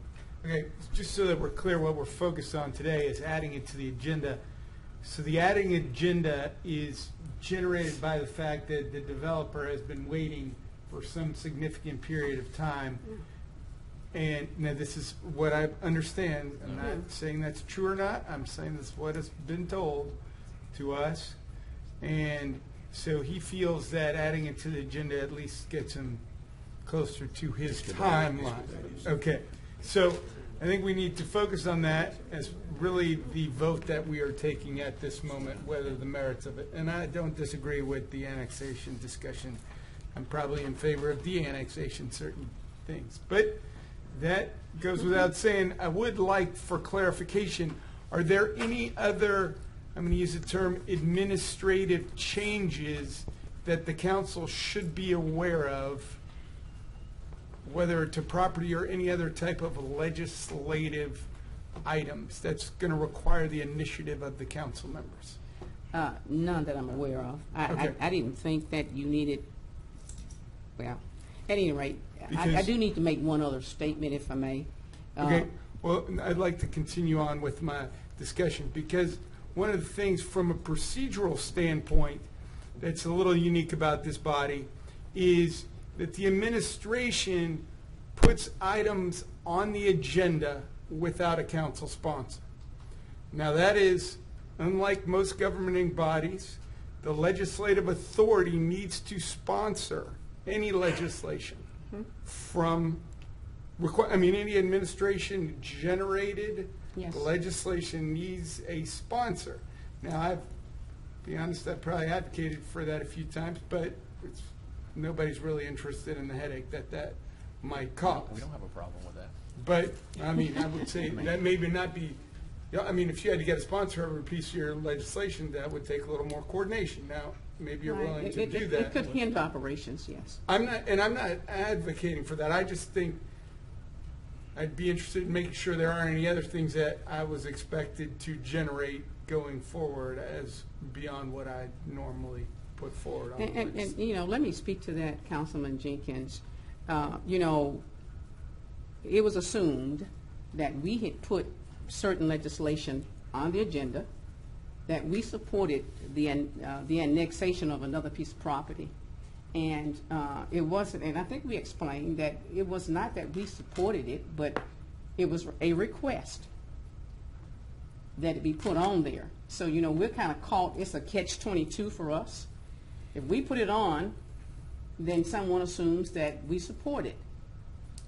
But any legislation that is put on is actually put on for the council members to approve or not approve. And so with the annexation conversation, we thought if it was going to expand the boundaries, we've put these on before. If the council member that would inherit that piece of property or the annexation, if they wanted to sponsor it, that would really kind of, help us know that that's what you really want to do. And so there was no intent to do anything other than just what I've explained. Now, I will say when I came in office that we were having, communities built, and the streets weren't built to standards, and the sewer systems weren't up to standards for city standards. We did ask developers to start doing that. So when there is a community or a neighborhood developed, then we would not be a burden on the city to have to provide additional services. And so someone said it a few minutes ago, I think Councilman Corbin, now all of the developments, we're asking people to make sure that the cities, the streets are built to city standards and the sewer system, so that we don't get into a situation, and I used to get the calls, and I still get some of those from time to time, where citizens call me and say, my street is not up to city standard. What are you going to do about it? Well, the developers would have built those communities, and when they sell the homes, they say that they have, within the agreements, the streets are not going to be up to standards by the city's codes. And so they usually come up with a homeowners association or something of that nature that will address those needs. But going forward, I thought it would be wise if we would ask them to do everything up to city standard from the very beginning. So we are doing that now. So there won't be a big burden on us when it comes to streets and that kind of thing when you have annexations like this one. Councilman Lynch? Are the financials on here? They are. Are they on there? Didn't we get into them? I think they're on the fact sheets. They're on the fact sheets. Mm-hmm. I had two questions. One, actually I had one question. So which committee, Councilman Everson, did the ITEP? Was that your That was committee? infrastructure. Was that your? That was from your chair? infrastructure, yeah. Well, I mean, but we reviewed the ones that were before us. Councilman Jenkins, through, not really through a committee, I don't think, but really just kind of took the initiative to invite the chamber and to kind of work on it. And chamber came and made a proposal that I think is ultimately what we adopted. Am I remembering that? NLAP, and I saw proposals from NLAP, the chamber, and Interfaith. We had a meeting. I think the meeting was under infrastructure, but I chaired the meeting in Yes, it was kind of a subcommittee, I guess, It was a of subcommittee. infrastructure. And I'm, if we want to call it, we may have even called it an ad hoc committee instead, but I don't remember exactly. Sure. Okay. We did not end up producing an ordinance as a result, waiting on the state's ultimate determination on the ITEP, which we've recently got, and we've discussed some representation from the council at the ITEP meetings, but as far as formalizing any procedure, it has never been done with ITEP to date. They did make it a little easier. Right. Oh, yeah, I meant internal for us. We don't have a formalized ordinance or resolution in place with regard to ITEP yet. Okay, gotcha. Okay. All righty, well, y'all know I generally don't like agenda additions, or really every annexation. I've supported some, and most of them I haven't. But under circumstances, I'll have an issue with this one today. But I would like to, as Councilman Everson, said, would like for the council to kind of work through this a little bit more. And, whether it's ad hoc or, come up with some general guidelines to address these annexations, because I don't think they're going to stop will continue to come before this body, and we just need to give a little more weight to them than just continuing to rubber stamp them, because they do have an impact. It may be appropriate, it sounds like it may be appropriate, maybe we do a, like a little, kind of the same kind of, subcommittee type thing, but maybe from the master plan committee, because there we have a representative from the parish as well, so maybe we can ask them to participate in the discussion so that we kind of at least have, communication going to multiple people about, because I'm sure other people are probably getting questions about Because this. it does impact the parish, too. Yeah, and they're probably getting the same questions some of us get. So anyway, I'm open to doing that. If it was a function of the master plan, right? Yeah. The master plan has recommendations about this in there. Mr. Chairman, So Mr. Chairman, I call for the question. You talk long as you want to talk. We're all subject. We're all subject. You never on subject. I call for the question, Mr. Chairman. Seeing that there was no one willing to speak for or against it, so was the motion made? Motion by me, second. Okay, it's been motion by the vice chair, second by Councilman Corbin. Will you please vote? Trying to get to the chief position anyway. Motion passes with 7. Thank you. And we have the following request to speak. Okay, Sammy, you're number 1 on here, reference an item we've already adopted. Do you still need to discuss it? I still need to say something. Sammy Mears, 1901 Centenary Boulevard, Shreveport 71101 is a little combined. I think it's a good idea to recognize Reverend Gregory Hudson for all of his service. I only got to shake hands with him today, but I still support him helping out with the greater Shreveport community, and it will be a very outstanding, great honor. So please do that while I'm doing something else, which will be the fact that it won't matter that I found out earlier today, because when I came in earlier, I had a little bit of something I wanted to share.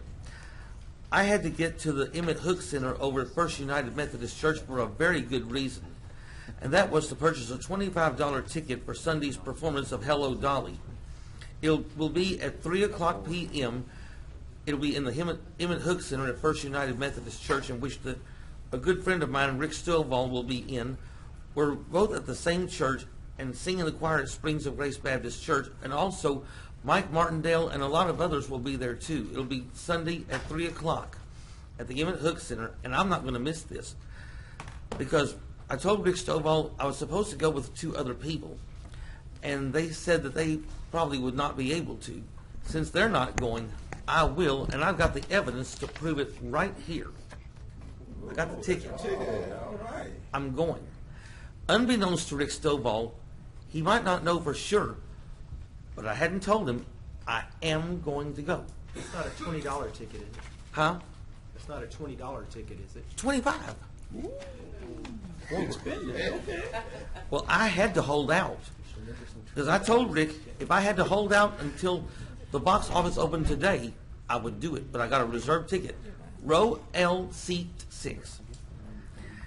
And of course, if y'all would just take care of Reverend Gregory Hudson while I take care of my ticket for Sunday, it would be appreciated very much.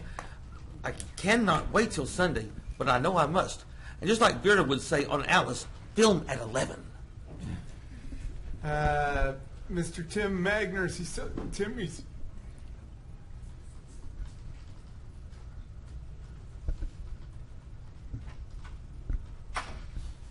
appreciate your commitment.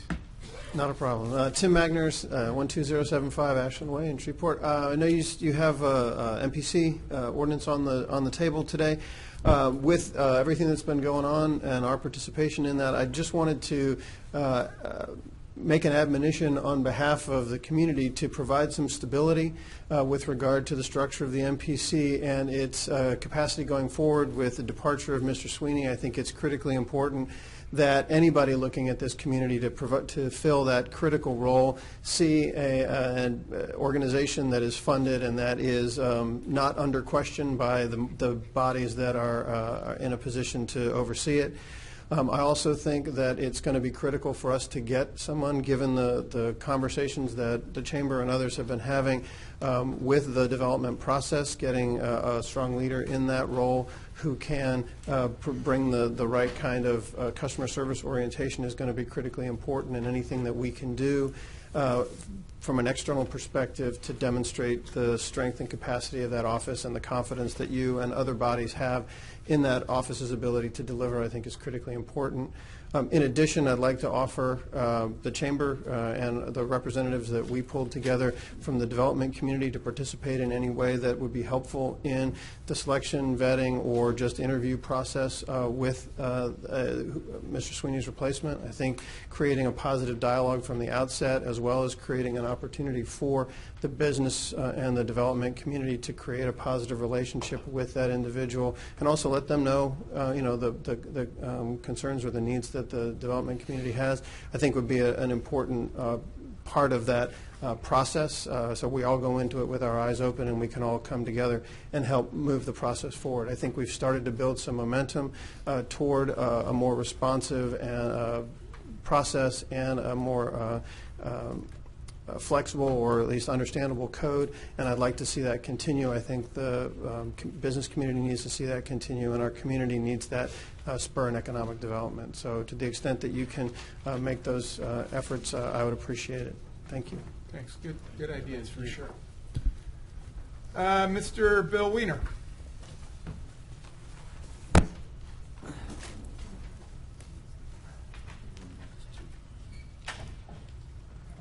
I'm Bill Wiener, number 2 Longleaf Lane, Shreveport, Louisiana. Can you hear me? Yeah. I'd like to continue on a little bit of what Mr. Magner said. I got so much to say, and I'm trying to condense it. I have been close to every planner, head of the MPC, since Steve Pitkin, and that was before Hussey. I don't remember exactly when. We've had open dialogues to discuss the concept of planning, not the administration and appeals and stuff, but what is the concept of planning. We have something called the MPC. It's metropolitan. That's not just the city of Shreveport. That is planning for the whole surrounding area and for the future. And the people who need to be on that board need to have certain characteristics. What is the Zoning Board of Appeal can be more politically driven. But what is bothering me is if the Planning Commission is divided into the city and parish, we lose a couple of things.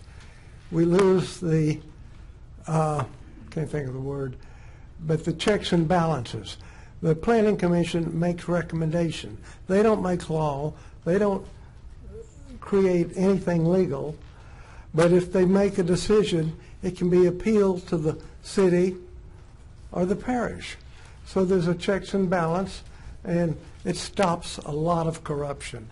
I've seen what's been going on for probably 50 years, and that will make it worse because it takes out that step in two bodies looking at things. And experience-wise, I probably had more experience in conceptual planning and options than anybody that's up on the stage. You all are more conversant on the regulations and enforcing it and making judgment. But on the long-range concepts of planning for future generations, they do it best. And there's so many things that can be done to make the Planning Commission better. And I've made a list, and I think I'll email it to all of you to see, because there's some little steps that will make them so much more effective, and I can't do it in 27 seconds. So, thank you. John Settle.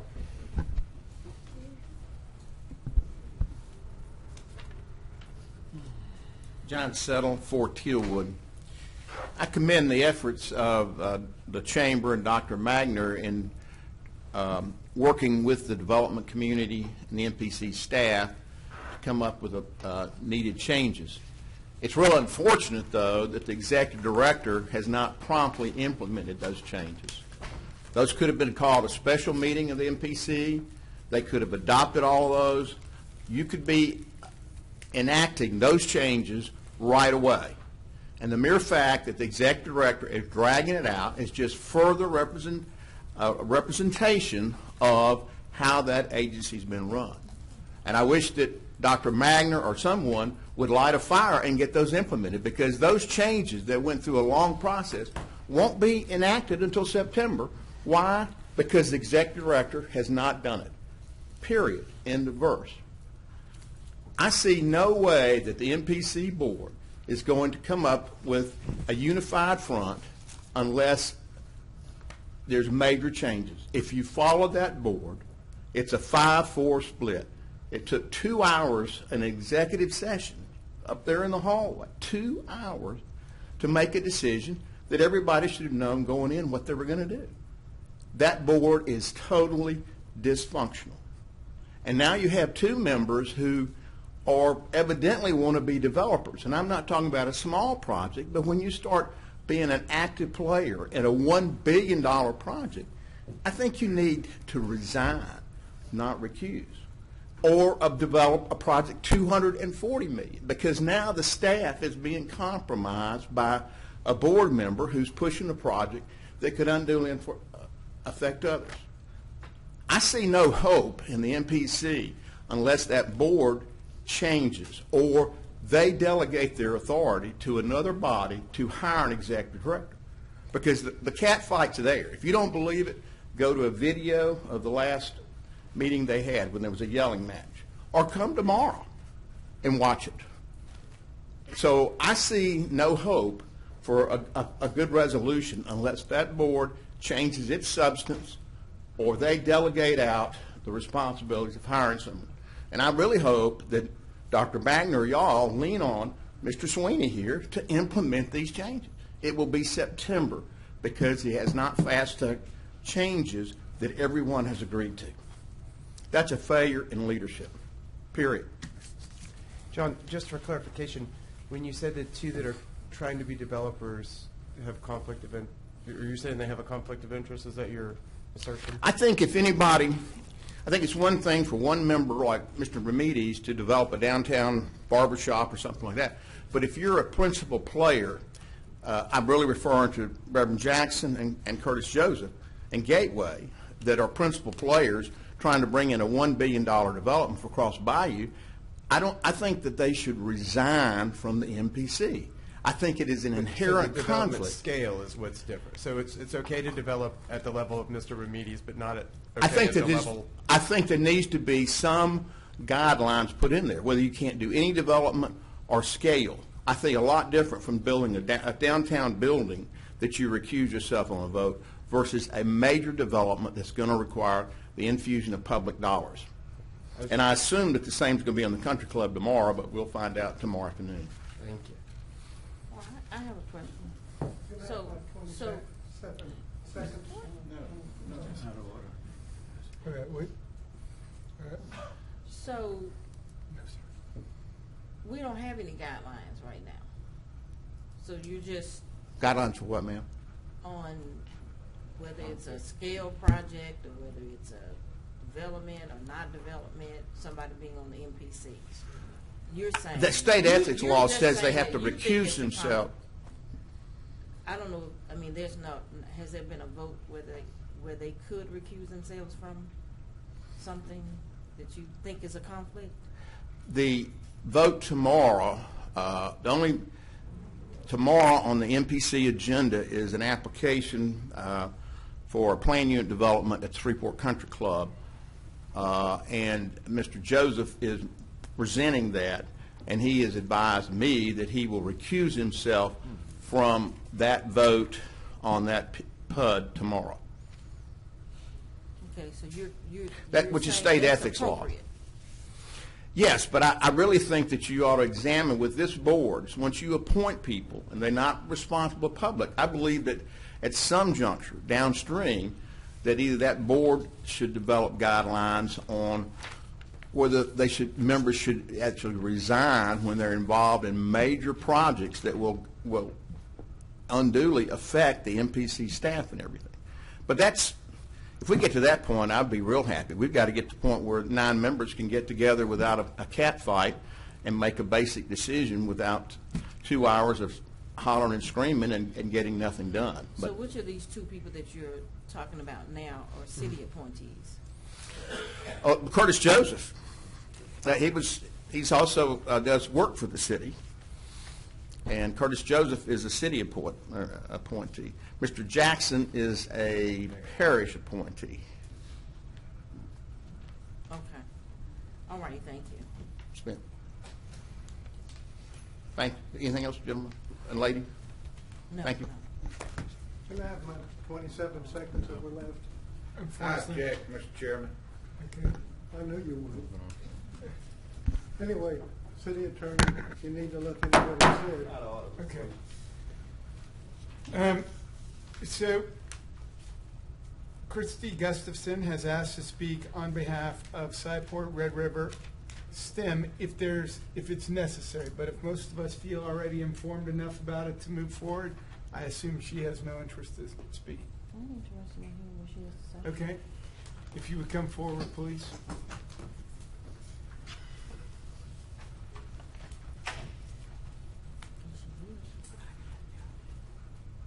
No, she was here. She was here last week. She was here. Good, the public needs to hear it again. Good afternoon, Christy Gustafson, 401 Edwards. I am the Executive Director of the Community Foundation of North Louisiana. And as many of you know, we were approached in late 2017 by the current board of the entity that operates and manages the Shreveport Discovery Center, which is a city-owned building. And they advised us that they were having some financial distress and wanted to discuss with us, see if we could come up with some thoughts about how Shreveport could be helped going forward. So since I was new in that position, I did a lot of fact-finding and asking questions, and then I put together a group also because I was new of folks who've been involved with Shreveport really since its inception. And those folks were myself, Whit Carruthers, Rand Fawbaum, Susie Muse, and Kyle McInnes, along with Rich Lamb, who is the chair of the current entity. It became clear not too long ago from Rich and his board that they no longer wish to operate a children's science museum in the building known as the Shreveport Discovery Center.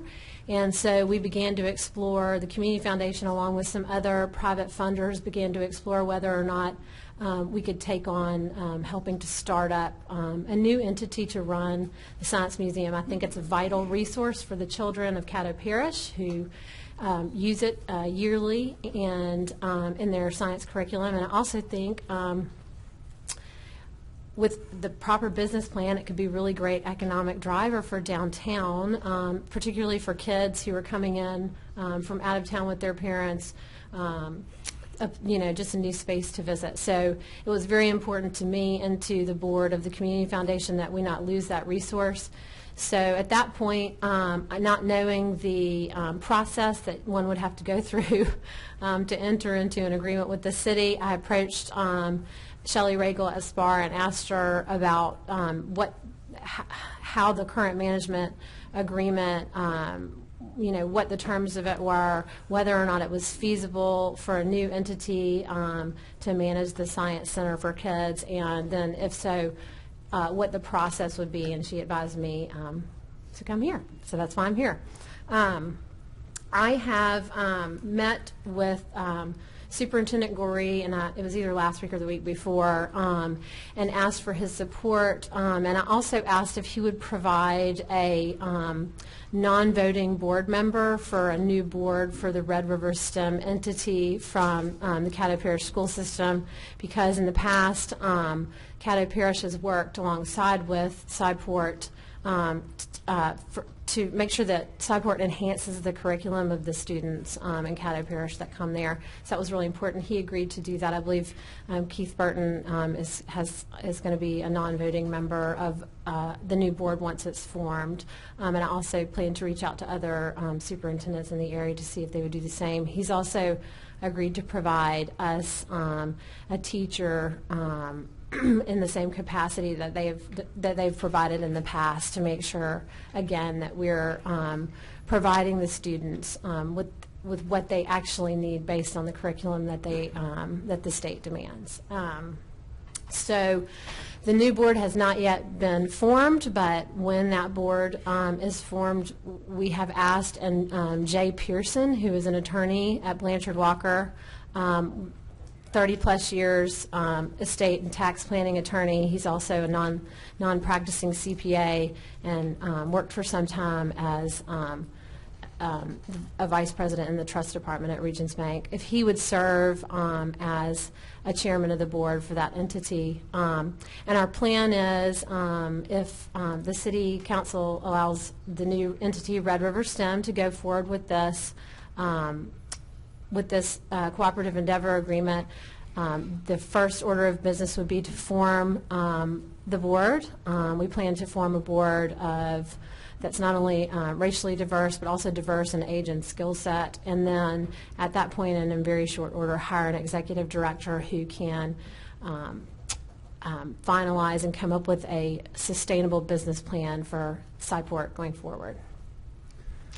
Okay, well, thank you very much. Sorry, I didn't notice No, you're good. We asked you to speak specifically, so you are afforded a lot of latitude in Thanks. public comments, and we appreciate it. Obviously, great opportunity for you to kind of give an overall vision statement to the public on TV, so that's much appreciated. So, Mr. Chair, that's all we have for public comments. Thank you. Thank you. Sit back.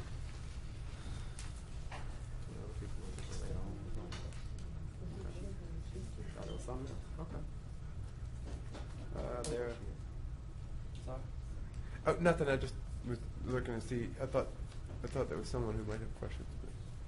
Thank you. That's good.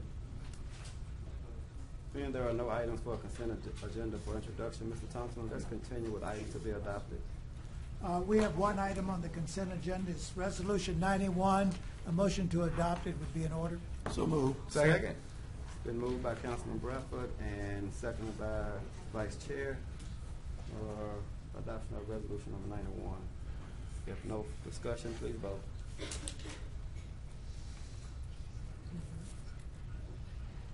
It's not. Motion carries with 7. We're now into resolutions on second reading and final passage, which only require one reading. Resolution 86 authorizes the execution of a cooperative endeavor agreement with the So Shreveport moved. Bossier Sports Commission. Second. Moved by Councilman Everson and second by Councilman Corbin. Please vote.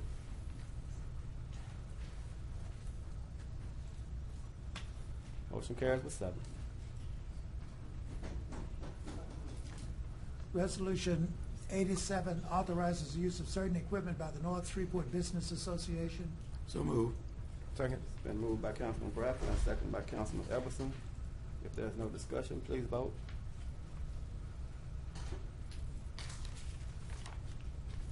Motion carries with 7. Please continue. Resolution 88 authorizes the use of certain equipment by the Shreveport Bossier Sports Commission. Second. It's been moved by Councilman Corbin and seconded by Councilman Everson. Mr. Chair. Mr. Councilman Fleury, would you? Matt Tyler? Yes. Before I vote on this right here, would you commit to go up with me in the balloon? No, sir, I'm afraid I won't be able to do that. Are you going to be throwing the first pitch out at the ballpark? At the Sickle sickle cell? cell, Yeah. I'm going to be running in between. I've got 3 engagements starting early Saturday morning, but I will be out there. I'm not sure if I'll get there in time to throw out the first ball, but I will be there. That'll be my 4th engagement for Saturday. Okay. Africa. All right?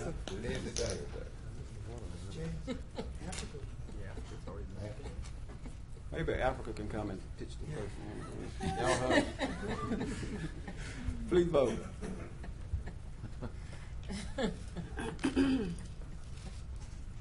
Motion carries with 7. Please continue. Resolution 89 authorizes the use of certain equipment by Mount Olive Baptist Church. So moved. Second. Been motioned by Councilman Corbin and second by Councilman Epperson. If there's no discussion, please vote with the second.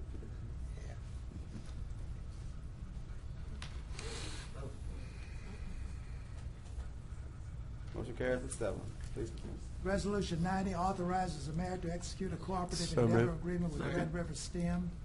Been motioned by Councilman Epperson and second by the Vice Chair. If there's no discussion, please vote.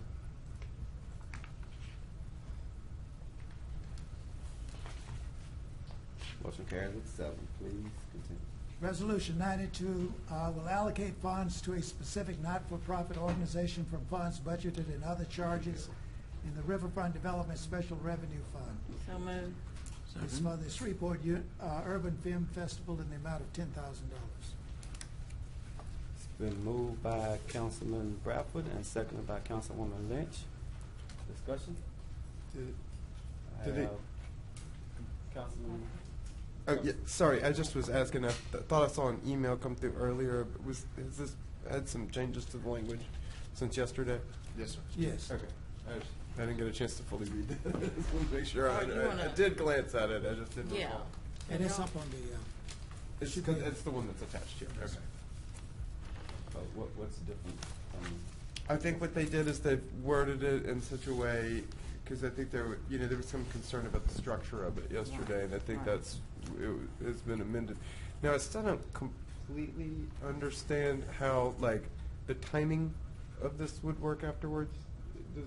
Can anyone sort of explain, like, so this is worded, I guess, in such a way that it would allocate the money given that they obtain a fiscal agent and enter into a three-way cooperative endeavor agreement with that fiscal agent, the film festival in the city.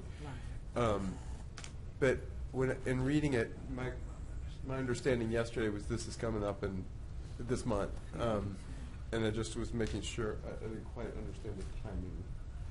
On which end? On the adoption? Yeah, like, is there? no, it's a one. I don't know how Is it long it possible takes to to accomplish this in time? I- Is kind of what I'm asking. If they can find a fiscal agent, then They meet the requirements. yes, I mean, they'll meet the requirements. Okay. But don't we have to do a cooperative endeavor agreement? Yeah, that's a part of it. The cooperative endeavor agreement will be a two-reader. It will need to be a two-reader. So that cannot be accomplished before the July 28th date? The resolution the adoption of the cooperative endeavor agreement would actually need to be a two-reader. You can approve the cooperative endeavor agreement separately. If you're going to allocate the funds here through the resolution to obtain the fiscal and require the fiscal agent, and they're able to obtain a fiscal agent that will serve as a catalyst for them, then we will need the adoption of a cooperative endeavor agreement. Well, can I just talk to you for a minute? Can't the mayor?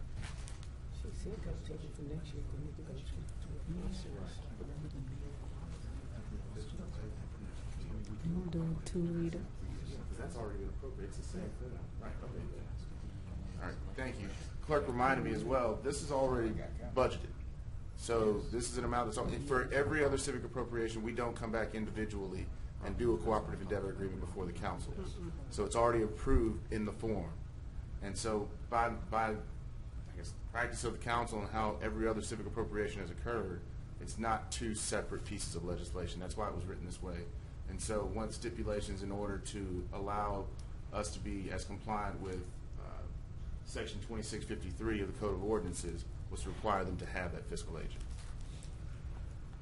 That has to be approved by the city attorney. Correct.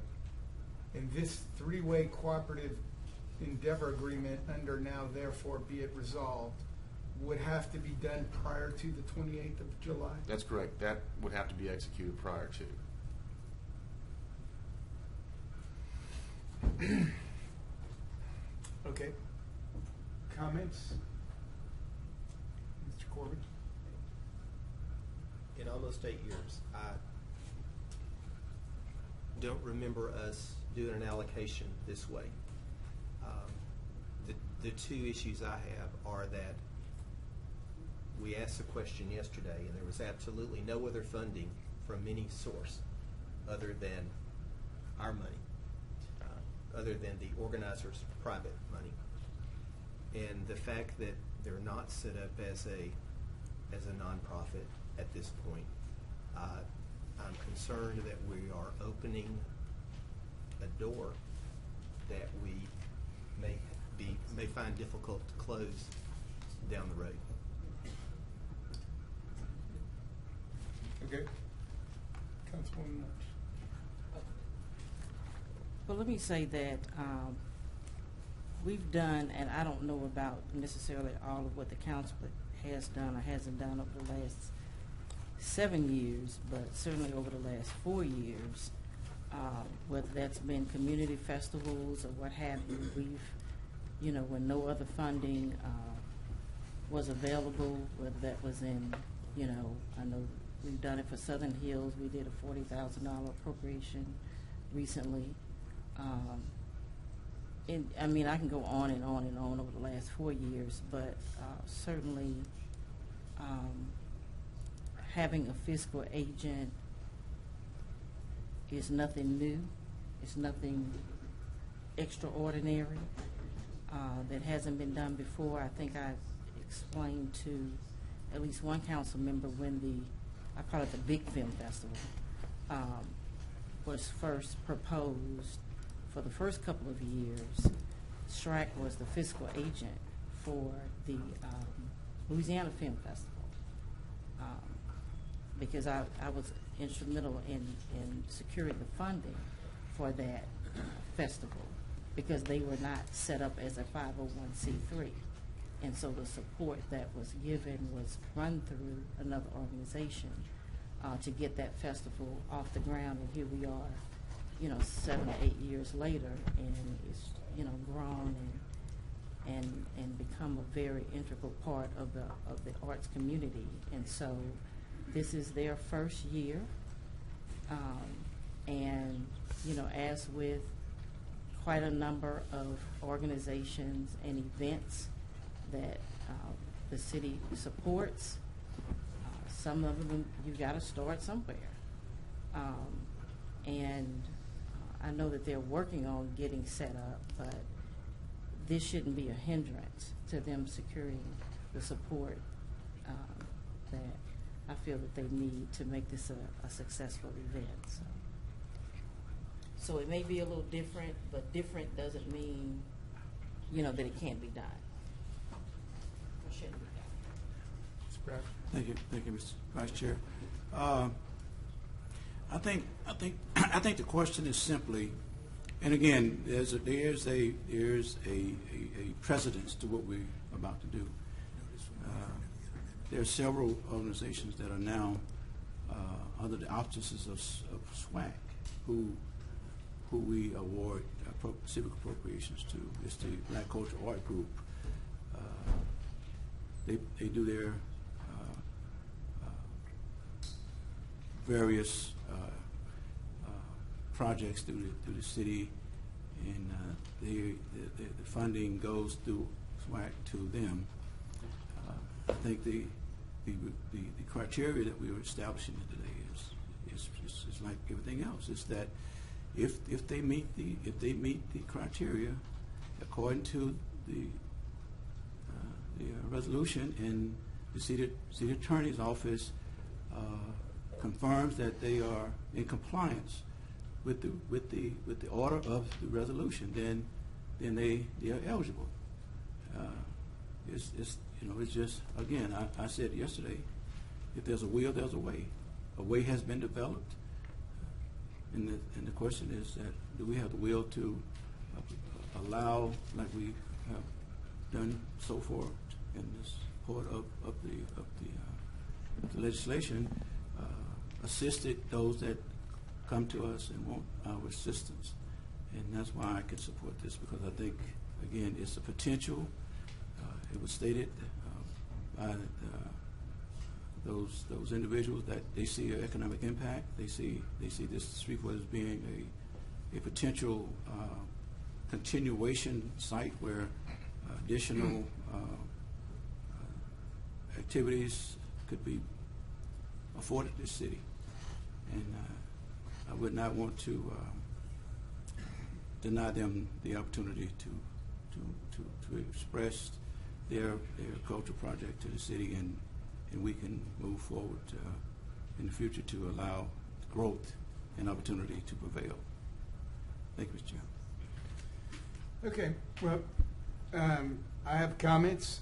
You know, there is obviously either dialogue or terminology that needs to be cleared up. Number one, it's not that they're not a 501c3. They are not a recognized entity.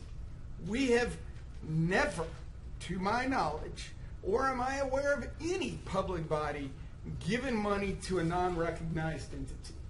That there may be a scenario out there. When you say unrecognized entity, what are you talking about? There's no organization. There is Urban Film Festival doesn't exist as an organization.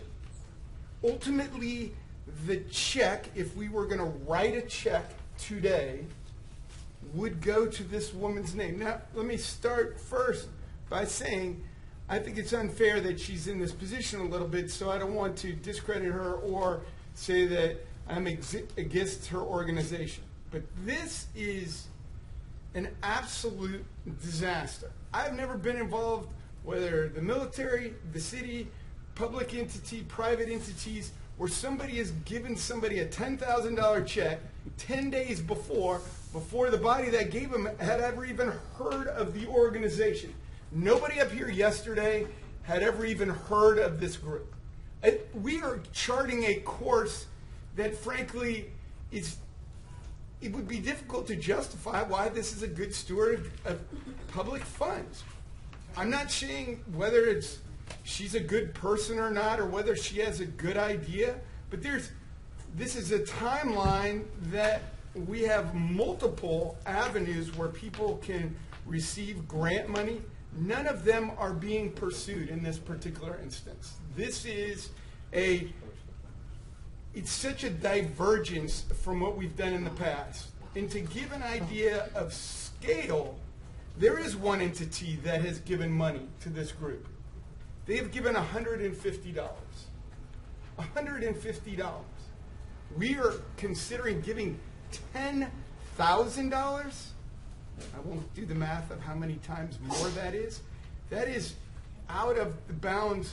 Even using the Louisiana Film Prize as an example, they were a registered agent in the Secretary of State prior to even commencing this process. I'm not saying that this is a bad person, but we have some level of accountability of good stewards of public money. This one doesn't even meet the threshold of a third party coming in and examining how we get through allocating this dollars. I mean, I will say, we have not had anybody arrested on this council. I am very concerned that if something goes wrong with this whole discussion, that we could be held liable for contributing to an organization that isn't even formed.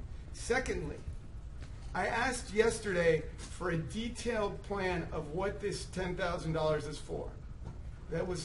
She was not able to produce that. Or is she reliant on this $10,000 to have her project in 10 days? No, of course not. She admitted she had it all funded already. I am all for this person putting in an application for 2019 grant funding, having her established, whether she's a 501c3 by then or not, but establishing an organization that we can support. But this is absolutely way out of bounds for what this organization or any public entity that I'm aware of has done in any time recently. Councilman Jenkins? Yes, sir. Would you talk to me about, I heard what you said, but are you not considering that it specifically says a physical agent? A physical agent has to do due process and make sure, I'm asking, can you talk to me about that?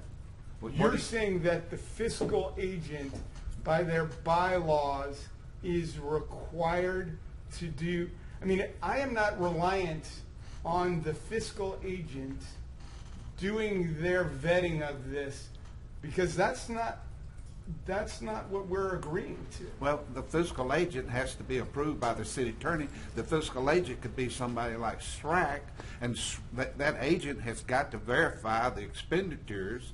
They don't just disperse one. And I heard you to leave that out. I mean, you surely give that some weight.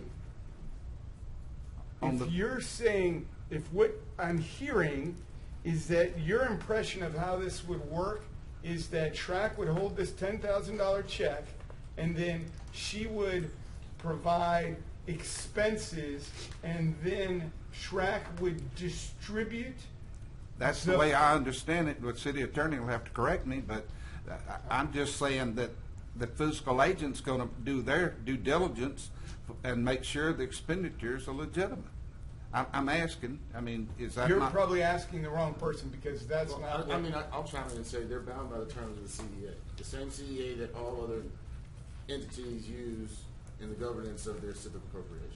That's from a legal standpoint. Again, I'm not trying to weigh in on the merits of this, but from a legal standpoint, they're bound by that same obligation as any other person that receives a civic or any other entity. So they're bound by the idea that whatever they're spending the money on has to be in support of whatever their claim. And then, and who is the what is not being spent of this $10,000 would end up where? The balance remaining, return to the city. It would be returned if she can't. If she does not prove up invoices, that's as in with any. We treat it like any other civic appropriation that has not been spent in compliance with the CDA. And also, to answer Councilman Corbin's question, there's a provision in the CDA that provides that the city may audit any of the records of those entities. Okay, so given that she doesn't have an entity, she is going to send an invoice in her name to this party and say, I just paid for what I rented the cafe for this purpose in her name, and that the agency would then say, okay, I'm assuming that this was done in your name because you're not an entity. I mean, don't you have concerns that that could be significantly manipulated to the detriment of the spirit? Again, even if I have concerns about the timeline, the law provides both in our local ordinances as well as the state constitution that individuals can receive public funds. So there's not a prohibition against an individual from receiving that. So being constrained by the terms of the law, the request was made to our office to provide a document that we thought met legal muster in the distribution of those funds. Again, requiring a fiscal agent, I think, provides a layer of security, and also with the terms of the cooperative endeavor agreement, again, provide additional terms that provide layers of security for the city of Shreveport. And again, I'll give you the specific reference just for the record. It's section 4, excuse me, Article 14, section 7. I'm sorry, Article 7, section 14 of the Louisiana Constitution, and it says that those may be entered into cooperative endeavor agreements for public purposes. The state's political subdivisions or political corporations may engage in cooperative endeavor agreements with each other, with the United States or its agencies, or with any public or private association, corporation, or individual. The local ordinances under section 2653 provides that public funds or property of the city shall not be donated, loaned, or pledged to any person except for public purposes. And it further defines that when the, under Part C, when any city public property of the city are donated in support of artistic, cultural, civic, educational, charitable, or literary purposes to any organization authorized to receive tax-deductible contributions pursuant to sections 170C of the Internal Revenue Code, other than the United States, the state, or other agencies and political subdivisions, such public funds shall be donated only pursuant to a contract with the recipient organization. Okay, so by that language, the third party is the tax exempt organization, right? Is that? The recipient organization would be the fiscal agent. And then it is. And then they are contractually obligated to manage and maintain the requirements of the cooperative endeavor agreement. And do we have that cooperative endeavor agreement? That is, yes, there is a standard form civic appropriation cooperative endeavor agreement that the city has. Oh, so they would then using Shrek as an example, would then re-sign a new cooperative endeavor agreement. Or you could do it as a three-party agreement. And that would be what is keeping us honest, I guess. Correct. And if they cannot secure a fiscal agent or the fiscal agent is not comfortable by signing a cooperative agreement, this legislation is null and void. Correct. Correct. And we've thrown Shrek's name around a lot, but we don't know if there's been a conversation with No, we Shrek or don't, anything. no, I was just using that as an example. We're saying if they do not secure a legitimate not sure they'll do it. city-approved fiscal agent, this legislation is null and void. That's right, because city attorney's got to approve it. Exactly. Why wouldn't we ask for that to be done prior to the next meeting, before we do any of this? Well, I think the city attorney and the clerk explained that the funds are already allocated for purposes of such, and that under the auspices of the city attorney's office, like he does other civic appropriations, those agreements are finalized and accepted by the city council office, then they are executed. And I think our protection is simply that the legality of this is incumbent upon them meeting the criteria that is set forth. And certainly the city attorney's office is not going to move forward if these requirements have not been established. And I think the other part of this, it appears to me, is the timing. They should know. I mean, we're not going to meet again until 2 weeks, and I think they should know that we have made provisions if they meet the criteria. And if they don't meet the criteria, then we out of nothing.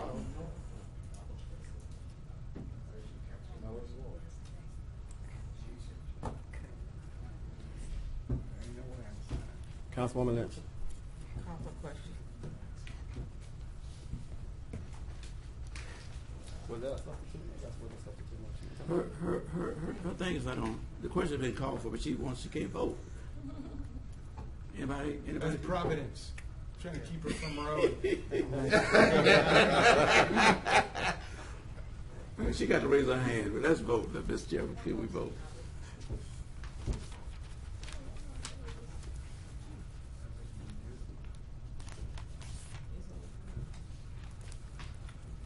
Motion carries with 4.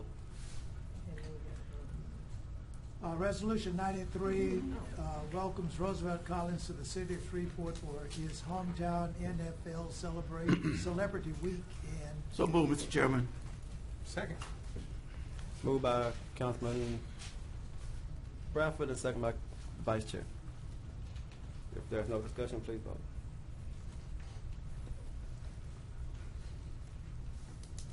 Motion carries with 7. Resolution 94 has been adopted. We're now in the introduction of resolutions not to be adopted prior to July the 24th. Resolution 95 authorizes the mayor to make application with the United States Department of Justice to seek funding from the Project Safe Neighborhoods. Been moved by Councilman Everson and second by Councilman Fleur. If there's no discussion, please vote.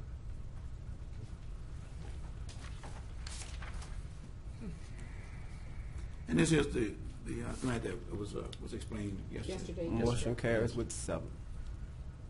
We're now in the introduction of ordinances not to be adopted prior to July the 24th. Ordinance number 56 revises certain provisions of chapters 25, 26, and 78 of the code relative to obtaining permits for use of and encroachments on city public rights-of-way and on city-owned property. Ordinance 57 amends the 2018 budget for the general fund. Ordinance 58 amends sections of Article 7 of Chapter 90, traffic and vehicles in the code relative to broken meters, overtime parking, and permit parking, and to otherwise provided with respect thereto. And one that was added, it's an annexation ordinance, ordinance number 59, to enlarge the limits and boundaries of the city of Shreveport for the Providence West subdivision development in section 19. Second. Been moved by Councilman Fleury and seconded by Councilman Bradford. If there's no discussion, please vote.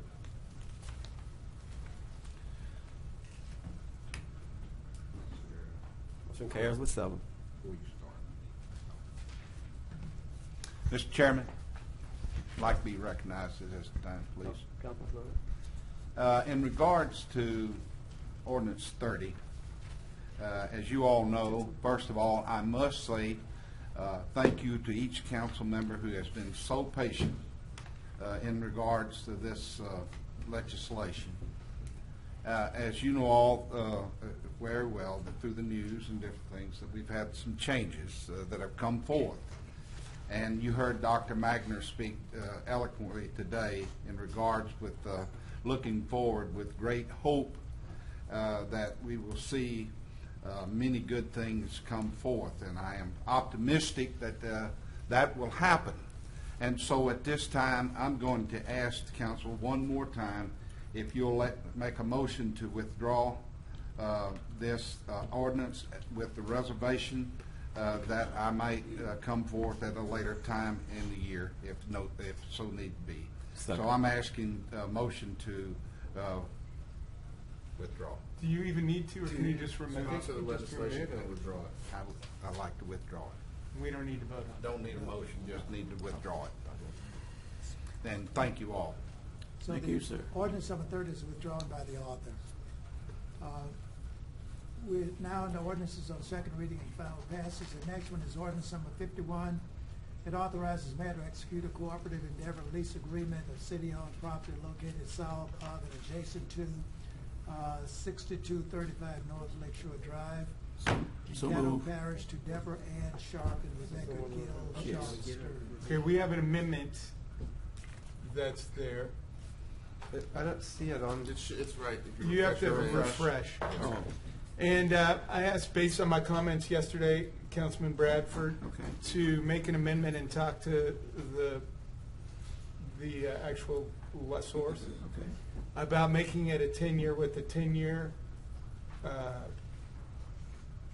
continuance, Sure.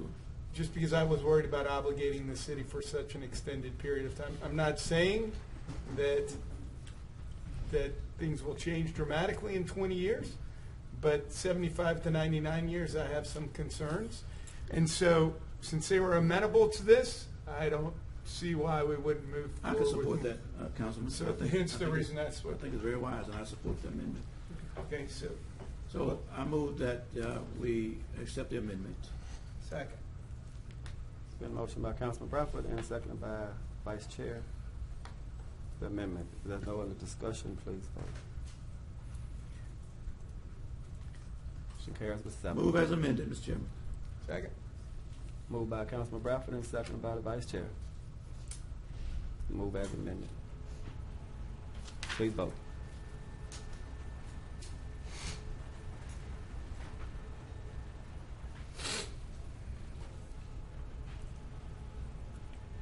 Thank you, Motion City carries Attorney, with for supporting 7. that effort. Ordinance 53 declares the city's intention to establish temporary construction servitudes on certain adjudicated properties for the water and sewer consent decree projects.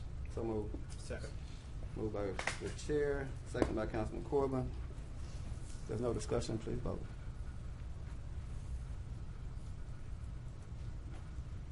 Motion carries with 7. Ordinance 54 declares the city's intention to establish permanent and temporary servitudes on certain adjudicated properties for the water and sewer consent decree projects. So moved. Moved by Councilman Everson and seconded by the Chair.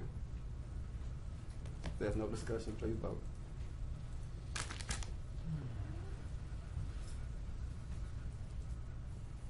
Motion carries with 7.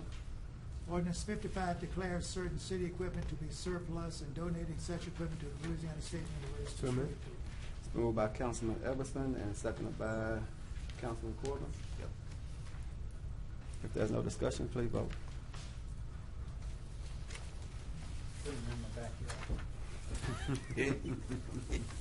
Yeah.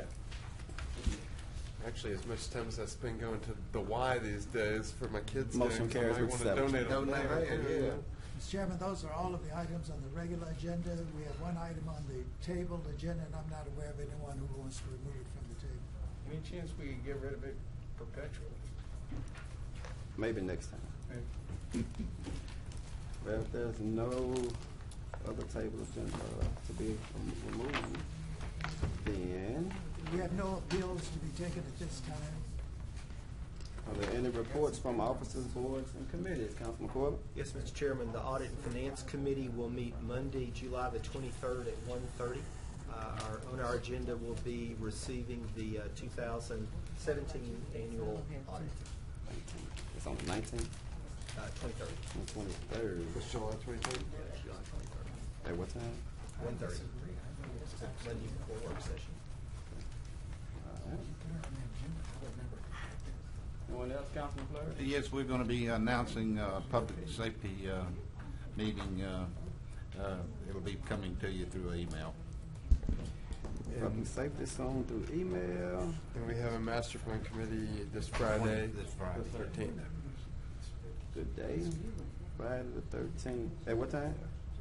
It's at 11:45 on the 4th floor. At lunchtime. Y'all providing lunch?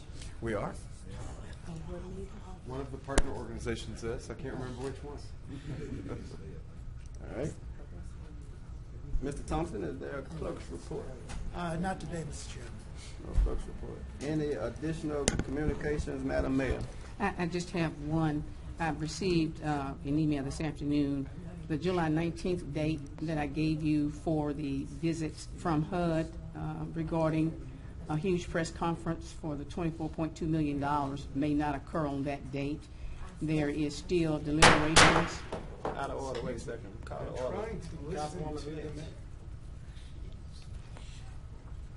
We will send you an email to let you know the exact date. I just want to make sure that we got that out to the public. We just got that email this afternoon after I made the first announcement. So the July 19th date may not occur for the HUD officials coming in to do their press conference on the $24.2 million for the choice neighborhood. So whenever we get the solid date, I'll email that out and we will let our publics know. Okay. Thank you. And that, okay, I get you. I understand. Okay? Yes, ma'am. All right. Certainly look forward to hearing from them so that we can. Yes. They did email us this afternoon late to let us know that they may have to make some changes on the date. Just on the date, okay. Certainly is exciting either way, and congratulations on that. Well, thank you. Yeah, We have big- a lot of people that's been working on It's a it. great team, Yeah. absolutely. Big congratulations on that. Is Miss Bunny Moore back there? I just want to give her the wave real quick. And Yeah. we appreciate She's you back so there. much on that also. Yes, absolutely. And I know Jeff also was very happy and worked diligently on that in the beginning also. So I want to say thank you to him and, of course, to you for seeing this through. Appreciate that. Right. Thank you. Yes, ma'am. Saw a big smile on Mayor's face during that. It was real big. Let me tell you, we pushed hard. We had to reapply till we got it. So we reapplied again in 2017 and we got it. We did. In 2016, they told us we didn't get it. We went back to the drawing table, came up with, some pointers that they gave to us. And I sent Bunny an email in August and said, the opportunity is here for us again to apply. Please get the partners together and let's apply. And she did. And everybody worked together and we were successful this time. So we're excited about it. And as somebody who's in my heart, well, everybody may not know this, but when I first graduated college, my first job out of college was I worked for the Community Development Department for the City of Memphis. So housing has always been in my heart, and this is an exciting opportunity for housing, a big one, and it's something that we do need in our community, and also, Bobby over at the Housing Authority, the Shreveport Housing Authority, really has also been a refreshing new leader in our community in recent years. And I encourage those of you who may not have had a chance to get to know Mr. Bobby Collins yet to reach out to him. I think you'll be impressed. Does any other council member have? Mr. Chairman, let me express let me acknowledge and express my condolences. I don't know, have you heard or saw, but one of my dear friends, matter of fact, he's a true friend, Bert McDonald, passed away last week. He frequent the council. He's an excellent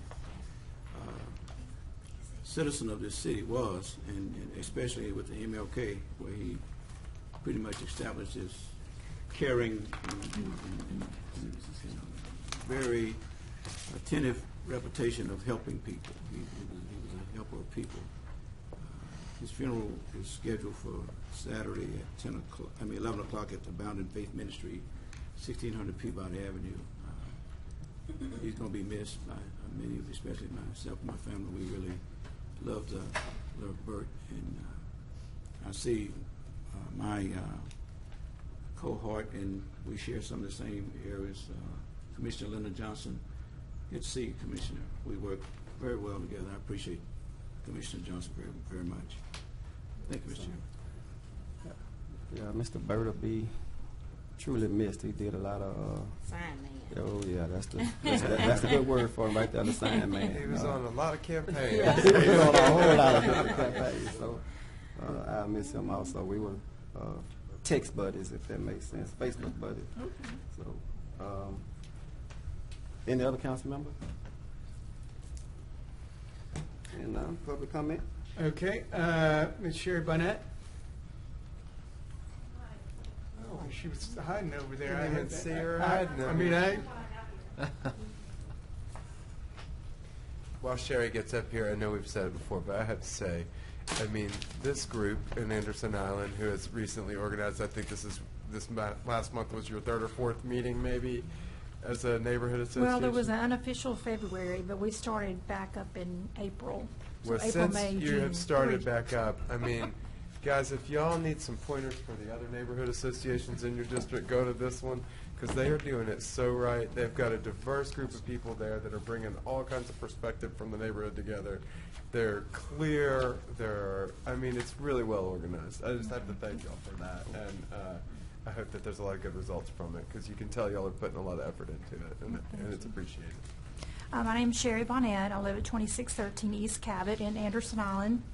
And I'm bringing forth information that we had at our last meeting, which was June the 28th. And we also had a park meeting on June the 30th. And we had quite a few come out to the park meeting. And SPAR has been working with us on our park, and I want to thank SPAR for that.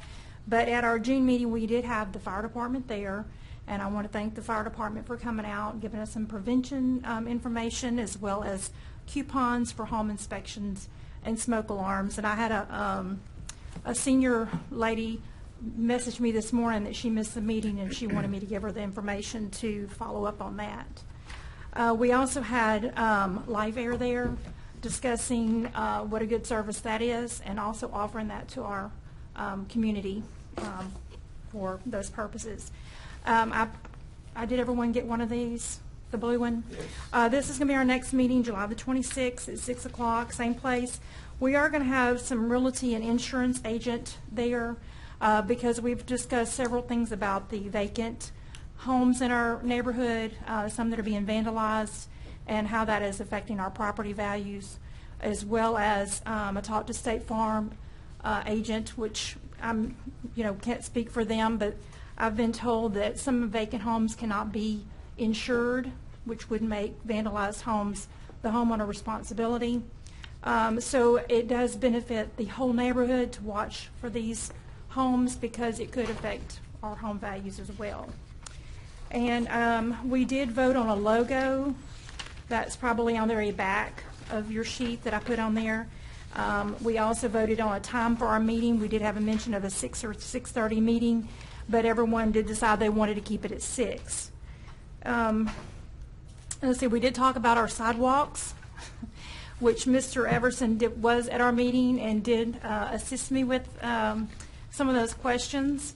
And also I sent a message to Mr. Davis back in June, and then I also emailed it to Mr. Ernie Negrete, and I haven't got any word back from that yet. I've laid off on SWEPCO, but we do have some trees and lights that are around our lights. So I probably will be putting some things in for that. We did have a lot of candidates, At our last meeting, like some Mr. Everson were there, we did have 2 mayoral candidates and some council candidates Y'all there. had a lot of candidates show up. We I was did. like, well, there's more people here than I knew were running for anything. And I did send a message out to Ms. Fuller, and she has accepted that, so she will start getting the updates on what's going on in Anderson Island as well. I did put on here some of our new residents that were able to come. We did have 17 new residents that did make our last meeting, and some of the issues that they have concerning them. We gave away door prizes, which everyone was pleased with that. And, but like I said, SPAR, and that's on your last sheet here, has really been working with us with our park. And our last meeting, they had removed the top of the, Okay. excuse me? You're out of your 3 minutes. Oh, I'm sorry. Okay. I just wanted to just let everybody know that we are making a difference over in Anderson Island. We're continuing to Well, you're work on doing a that. great job. I have a comment. Mr. Okay. Let me congratulate you. Your organizing and moving a neighborhood association forward is what I did back in 1991 when we established the Queensboro Neighborhood Association. It makes all the difference in the world. My question, 2 questions: Have you established articles of incorporation as well as bylaws? We're in the process of that, and I did talk to Stoner Hill. I got our boundaries from the city engineer, and there was a question on whether some of the boundaries were maybe overlapping with Stoner Hill.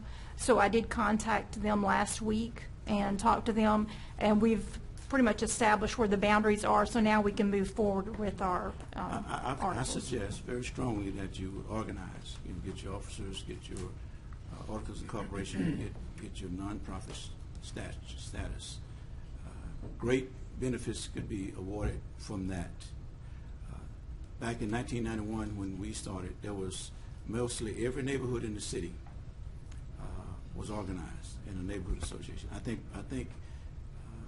the next council should encourage that.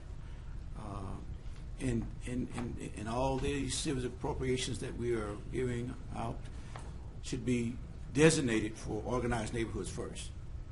Okay, we receive. I was the chairman of the Queensboro Neighborhood Association for 10 years. In our second year, we proved ourselves worthy of city assistance.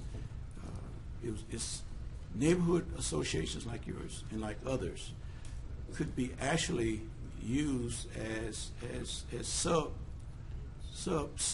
assistant agents that can do the things that the city can't do, but we are helping them with financial assistance to do certain things. It's not like outsourcing some responsibility. Your agenda is on point to where I see, including neighbors and getting everybody engaged in the work of the neighborhood, watching out for each other, but more importantly, creating wholesome activities, wholesome environments, programming where neighbors would get to know neighbors, and people like to be around people that they know and they like, and that's what it's all about. So if I come back on the council, if I don't come back on the council, my moving forward to the council is going to be let's encourage every neighborhood to become organized, and then let's look at how we can assist them in carrying out the duties that we would expect for them to do, including, I think, assisting them with even organizing, with even giving them somewhat of a model of how they should organize and what they should say within their bylaws on the degree of their objectives and what they want to do, so that the city could be somewhat in coherence with that, so that when funding sources are available, it'll be consistent throughout the neighborhoods of the city. So thank you again for what you're doing. It's Thank very you. important, and I wish you continued success.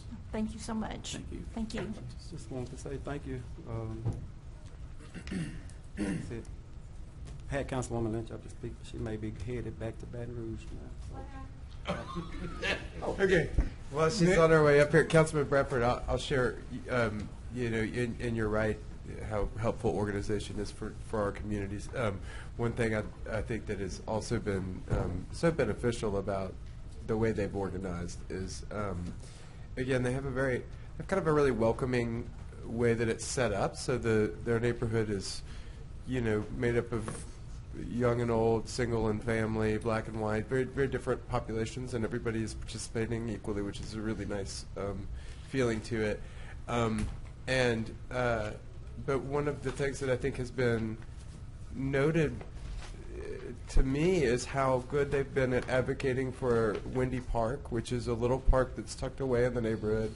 It's one that many of us probably don't hear about as much because you don't drive by it if you don't know where it is. But they've had a great dialogue with SPAR and with the administration about kind of making small changes that have a good impact there, and then keeping on with that and kind of keeping that dialogue going. So even without organizing, you know, they've been so effective, which is without, you know, officially organizing in that way, they've been so effective at just sort of helping us know how to help them. You know? I mean, I think that's a really important skill, and just thought it's worth mentioning that's just something that sometimes other associations that I participate in, everyone's super well-meaning, and they're all very, very appreciated. But I wish everyone was able to kind of as eloquently express what would be helpful to them. You know? Because the next speaker. Yeah, next speaker. Okay, next speaker. So we've been contacted by Mr. Cedric Murphy, and he'd like to speak about the fact that he believes council meeting format needs to be more accessible to people with disabilities, i.e. closed caption, phone, internet chat, the deaf and blind community access, also for those who speak Spanish. City Attorney, if you would, or Mr. Thompson, would either one of you like to either respond to that, or since Mr. Thompson had actually spoken with the individual, if there's any more to this that needs to be read for a public comment at this point? Well, I haven't spoken to him. I called him twice and wasn't able to get him. But I understand that the city attorney is going to meet with him tomorrow. And he has agreed to incorporate these items into the discussion that he's going to have. And we probably will get a report later from the city attorney. Okay. So for the sake of the record, we have acknowledged his public comments, and hopefully whatever discussion ensues tomorrow will resolve his issue or allow us At least to move address it. Okay. Well, he asked me to attend, Kyle asked me to attend, but I got a meeting at the same time, so I try to be here at the same time. But you all are here. If not, I'll be shortly after. Okay, next on the agenda, Mr. Freddie Ishola. So, by way of introduction, my name is Freddie Ishola. I've been living as a homeless man for the last couple of weeks. I fully intended to use all my time to address Mayor Ollie Tyler, but since this council, as well as the mayor, have decided to turn their backs on me, I will turn my backs on you all and focus solely on talking to the citizens of Shreveport. Well, you can't do that. You're out of order. Mr. Freddie, you can't do that. Operating from the standpoint of cowardice. Freddie, you can't do that. And absolute shame. For 40 days, I was held as a hostage at Cattle Correctional Center. I was treated like a slave. Nelson Mandela said, "Our deepest fear is not that we are inadequate. Our deepest fear is that we are powerful beyond measure. It is our light, not our darkness, that most frightens us. We ask ourselves, who am I to be brilliant, gorgeous, talented, fabulous?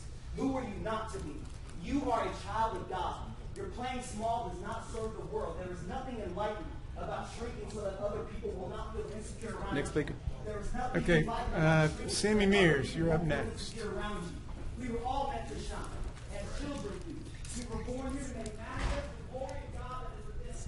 It is not just What's that? Sammy Mears, 1901 Centenary Boulevard, Shreveport, Louisiana, 71101. I got pretty good help 2 weeks ago for MDA, and I'm picking a very soon date before too long, and I will be turning all the money in. I know, James Fleury, you explained that you had to get a shot, and I'll wait 2 weeks for you. I give you my word on that. In the meantime, I need help from Jerry Bowman, William Bradford, and Oliver Jenkins. If you can help out today, that would be appreciated. And muscle disease is really something that nobody would ever want to have to deal with. Nobody wants to deal with muscle disease in their life. And this muscle disease has to be stopped immediately, if it's possible. And muscle disease is nothing but sick, and believe me, that's sick.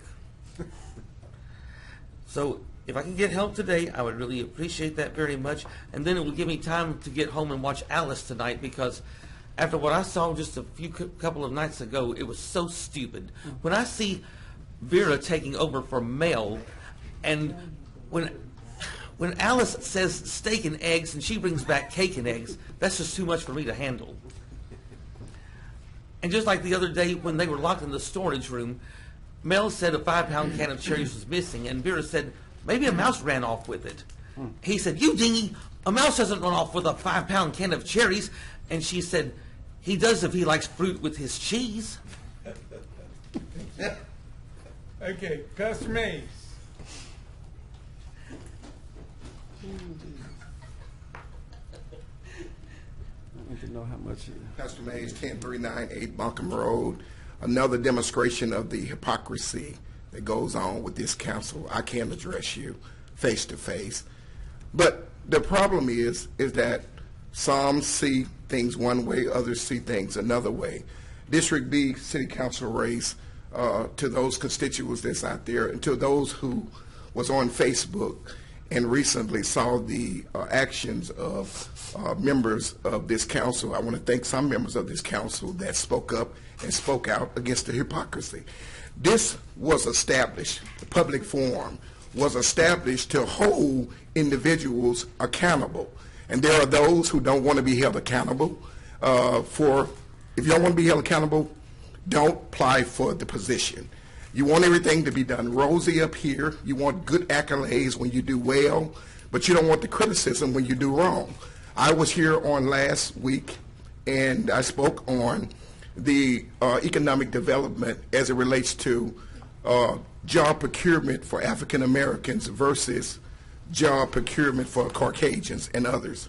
So everything I talked before this council, and we be rudely interrupted all the time because we just sat here, I got here at 3, sat here from 3 to 6 o'clock, that's about 4 hours, to show you those who was taught respect others, but those who have no form of respect, they do exactly what I see some of you guys doing. So that's why District B race is so important, and the other races are so important in this city, because we're reaching out to individuals that respect those of us who come down here and voice our opinion. This was not created. It was created by Hillary Huckabee, Joe Shine, Willie Bradford, and others who participated in this forum so that people can be held accountable, so that you wouldn't think that you can get away. And the reason why I'm going to continue to come down here, because I be doggone if that people who say that they are honorable and then do dishonorable things and think you're going to get away with it, it's just not going to simply work. Previous administrations have came, they have done their little thing and said their little thing. All that's fine and good. But the bottom line is you will not do that which is wrong and dishonorable and not be called out on it. That's the bottom line. I know you have a decorum, but you sit there and some of you all filibust for God knows how long. And the public have to sit there and listen to it. Okay, fine. But you are an elected official. And that's why I tell people, when you watch these council people that's not working conducive for everybody, you watch them, point them out, pick them out. So when election time comes, because conservatives know me and Democrats, they say you just straightforward. But we are watching the hypocrisy that goes on in those council members, and there will be some accountability. Those who's finna get ready to leave. I asked the council for additional time. I know I can do that if that's okay, because I don't want interruption again. How much longer you need? Just a few more minutes, and then I'm ready. I got a revival to go do. I said, the gentleman another minute and a half. okay. I sat here through. Thank you, sir. Vote on that. Second. I sat here through numerous councils meetings. I have saw as it relates to the Bayou Plan, the Cross Bayou Plan, and I know that there are those individuals that are up there that's sitting on the council that anything that African Americans spearhead, anything that African Americans spearhead, you're going to knock it down. Either if you in a majority black district, then we are depending on you to vote with the majority of your district. And that's why I'm hitting the streets. I thank God for all those pastors over there that's behind me. They said we've been watching that crap go on long enough. And that's why I'm going to continue to come down here. And I want the public to know, don't be frightened when you see police walk Pastor Mays out. Don't be frightened, because I can ask for an additional time. But I want what to be seen is the hypocrisy that takes place when others come up here. And thank you so much, Councilwoman Litch, because you and others on this council are bold enough to speak out and speak up. Somebody asked me, Pastor Mays, and my pastor told me this, and he's waiting on me to come to the revival in a few minutes. He told me this. He said, you know what? You plus God is the majority. You're not the minority, Pastor Mays. Because if you keep telling the truth, God is going to convince people that what's not right is just not right. When job procurement, when 99% of the job procurement goes to contractors that don't look like us and 1%, and out of that 1%, there's a 0.5% that goes to minorities, it's so wrong. So I told you all, and thank you so much for the additional time, I told you all, back then, Mr. Everson, you used to call, I told you all, it came before this body. Your additional time is up, sir. No, sir, my we time's still started running. 3 minutes. Is that right? My time's still Give running. him an extra minute and a half, and there's a minute. Yes, sir. Is it over with, Councilman? It has expired. It has expired. Thank you so much for the additional time. I'm respectful to the council, and I would ask that the council would also be respectful for the format that was formed for people to hold people accountable. Thank you, sir. Okay, Mr. Weiner.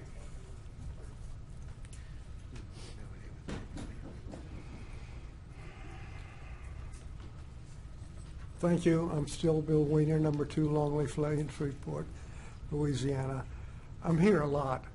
I don't like being here, but I have special knowledge and experience, and I see things that I can bring to the council's attention that might help to make a better informed decision. I want to talk about the wonderful grant that we got for housing.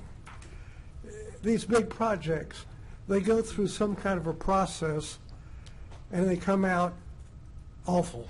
They come out as a big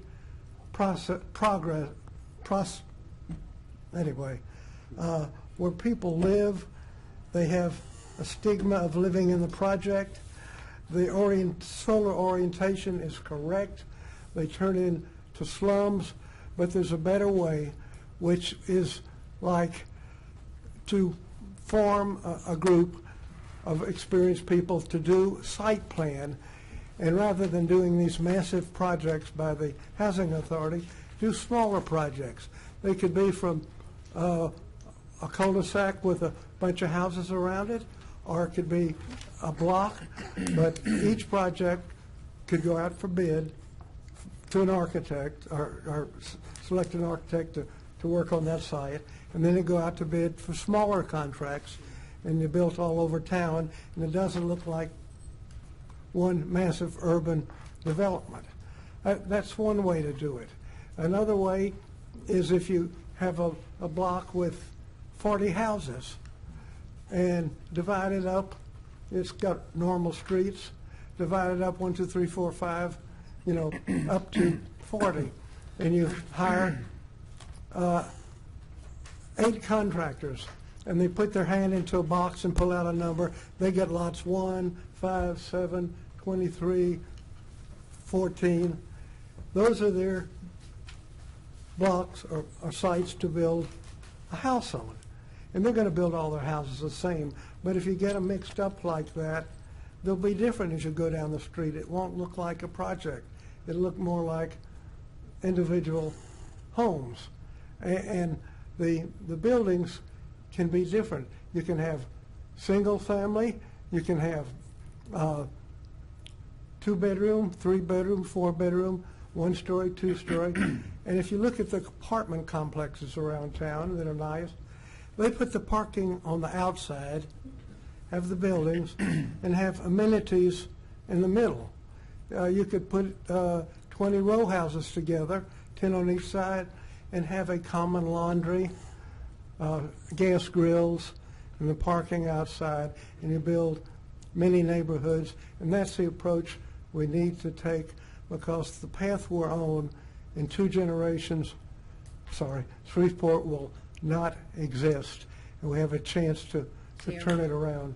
The time's expired. Your time's expired. If I could just, I don't need to ask you a question. I'm just in response. I would encourage you to kind of, and you may have already had an opportunity to, but if you haven't, please look into Choice Neighborhoods. The theory behind Choice Neighborhoods, this program through the Department of Housing and Urban Development, speaks very much to what you're talking about. I mean, it is the idea that it recognizes that past approaches to housing were not successful in the long run, and that there needs to be a new approach that is holistic, that takes into account different needs and different life cycle and economic cycles and things like that. And so that is included in this development plan. So I think you'll be pleased to learn more details about it if you haven't had the opportunity to do so. Let me just real quick answer. I once went to the Housing Authority and asked them to quit building these big projects. Everybody has a stigma of living in the project. I said, we've got dilapidated houses around town, adjudicated, and there's one on a block. Instead, if they go in and acquire that building site and fix that, it helps the whole block. It raises the tax value of the block, and do that all over town. And it's like if you have a smile and a tooth missing, you put that tooth back. Now, their response was, that's too hard for us to manage. It's easier to administrate these big projects. So I don't want to talk to them again. Certainly. Thank you. To the city attorney, did you get my note? Thank you. Thank you. Okay. Mr. Lee? Craig Bealey. Craig Bernard Lee. Craig Lee, 1112 Prospect. On June the 20th in Atlanta, Georgia, and they made sure to do the reporting here in Shreveport. My great niece was murdered, Janae Pipkins Owens. Her mother had moved her and my other niece to Atlanta to escape the so-called crime in Shreveport, and unfortunately, and we still don't know to this day why the person pulled alongside of her mom's car and began shooting, and she was subsequently murdered. Definitely all the prayers for my family. This is my brother's son's child, my brother and sister-in-law, Beverly Owens, Eddie Owens. But as we discuss this issue of crime in the city of Shreveport, and I participated, Jerry, you and I, in the barbershop talks, and one of the things that I told the guys in the barbershop, you're not going to police your way out of crime. A lot of what goes on in the communities is a byproduct of lack of spirituality and culture. Some of these issues may be theft, some of the burglaries you may be able to attribute to lack of economic opportunities and whatnot, but we really have a serious spiritual and cultural issue, especially in the black community. You have it throughout the entire country, but definitely in the African American community.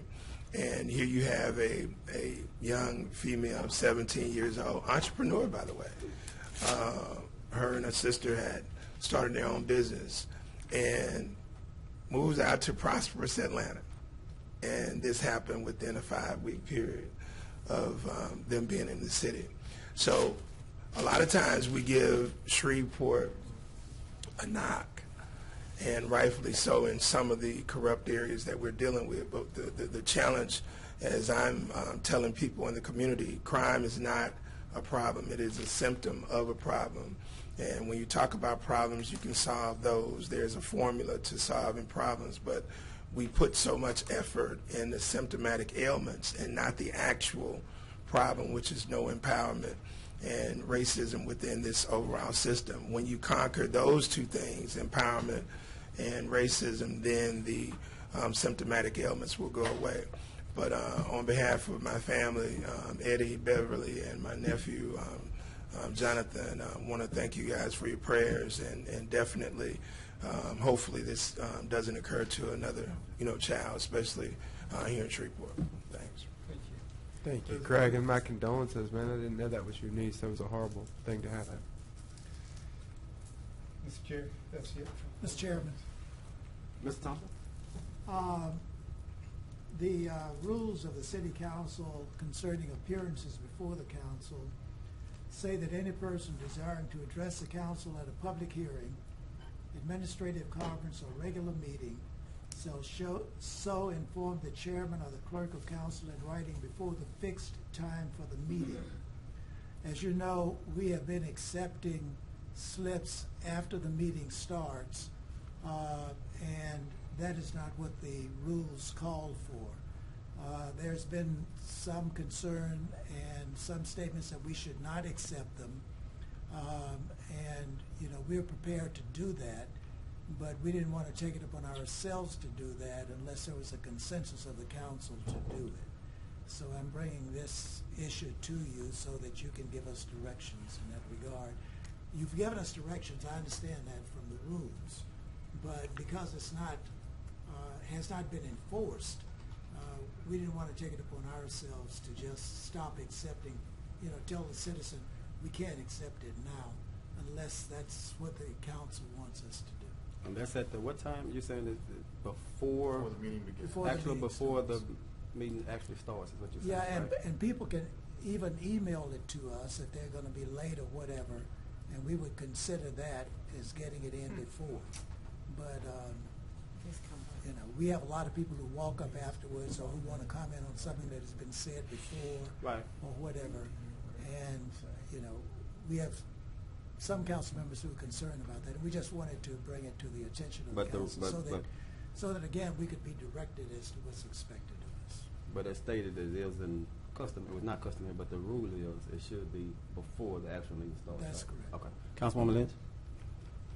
I guess I'm just trying to see what the concern is, that why this is coming up now. I mean, there are people that really don't agree with us having a meeting at 3 o'clock. They think it should be at 5 o'clock, at least start at 5, because a lot of people are not off work.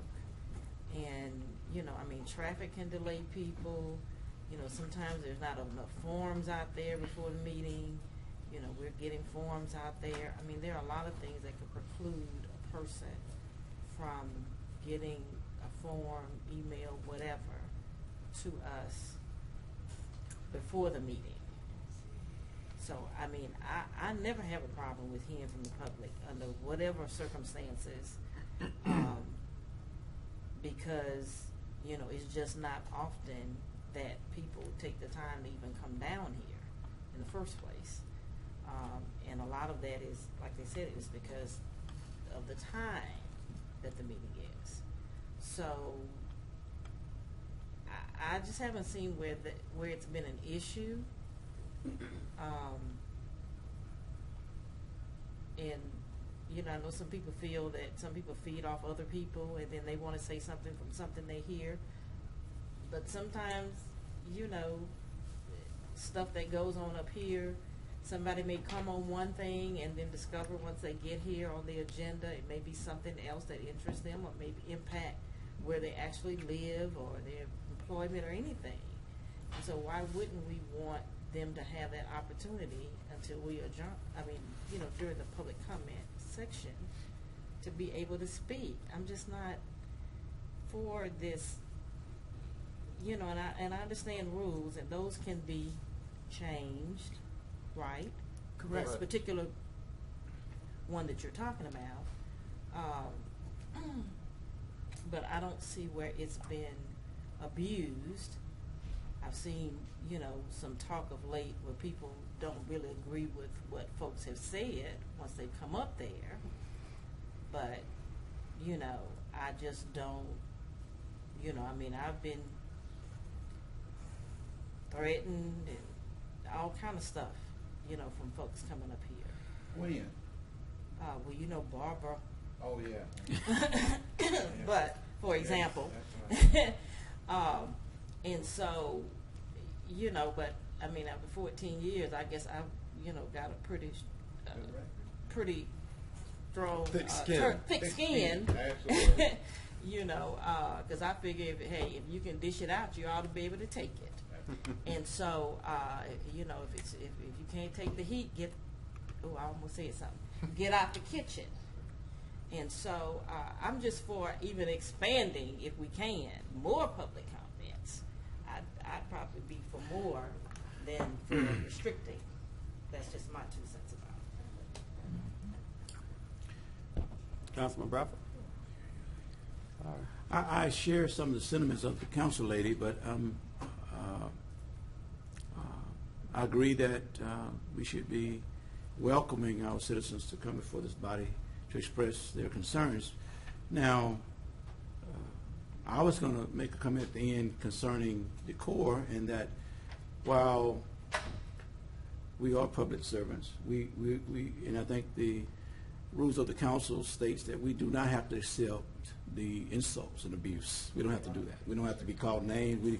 That's not orderly, and it's not something that, again, we have not enforced that to the extent that I think we should. But my concern with the request to speak, we started this meeting at 3 o'clock. It's 6:30. It would be unfair. Now, this council has been pretty reasonable. There has been a previous council that was here till 7, 8 o'clock. To ask 9 or 10 o'clock and something. But to ask the citizens for public comments, they're not on the agenda, to sit here for 3.5 hours is not fair. Okay, some of them look at us on TV and gauge. Okay, well, I better get down there if I want to speak. Now, if we are to enforce the rules or change the rules, and I have no problem with that, I think we need to be consistent with the Parish Commission and with the school board, and let public comments be afforded before we get into agenda items. That way, if they're not here at 3, they can say their thing and leave, and then we can go on with business. But I cannot or will not support any attempt to not allow public comments to be not submitted after 3 o'clock when we may be here till 6:30. That's not fair. So I think if we was to deal with it, Mr. Chairman, once to deal with it, I think we need to put a couple options on the table. I think changing, we have comments on the agenda items, and then have comments not on the agenda item, get that out the way. But if this body just choose to do that, then I think we need a grace period of several months to let everybody know that we won't be doing that. But I'm just saying, I don't know what triggered this report from the council clerk to. I mean, it's fair that I mentioned that. I mean, I can say I've certainly triggered it or expressed some concerns about how do we mitigate this. I'm going to pick on somebody, but this is not the instance. But today, so what happened is, from my perspective, and since he and I are friends, I hope he'll take it this in the way, just as an example. I'm not saying that. But people came up and spoke about the MPC issue. Okay?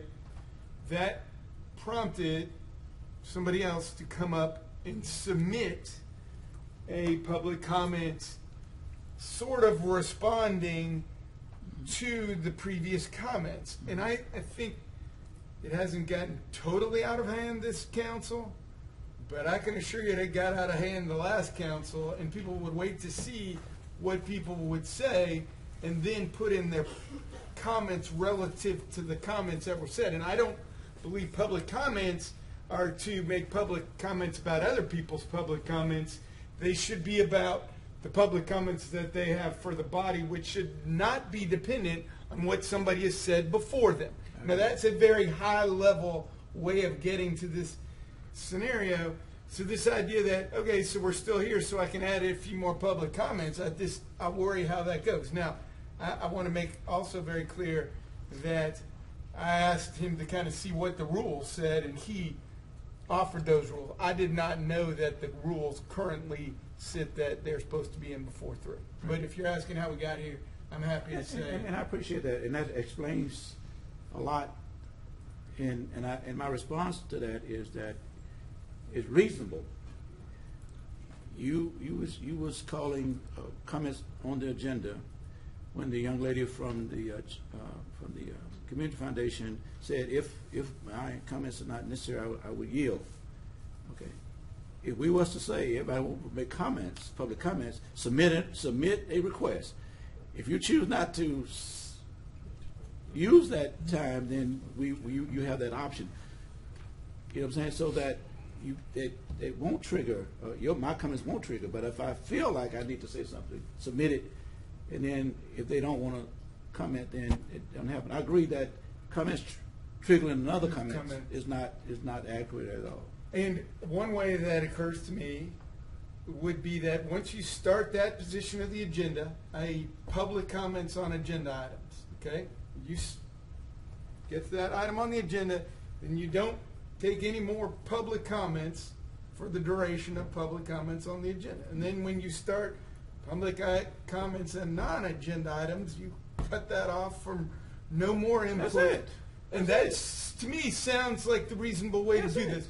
But that's it. You just solved our problem. That's what I've tried to encourage.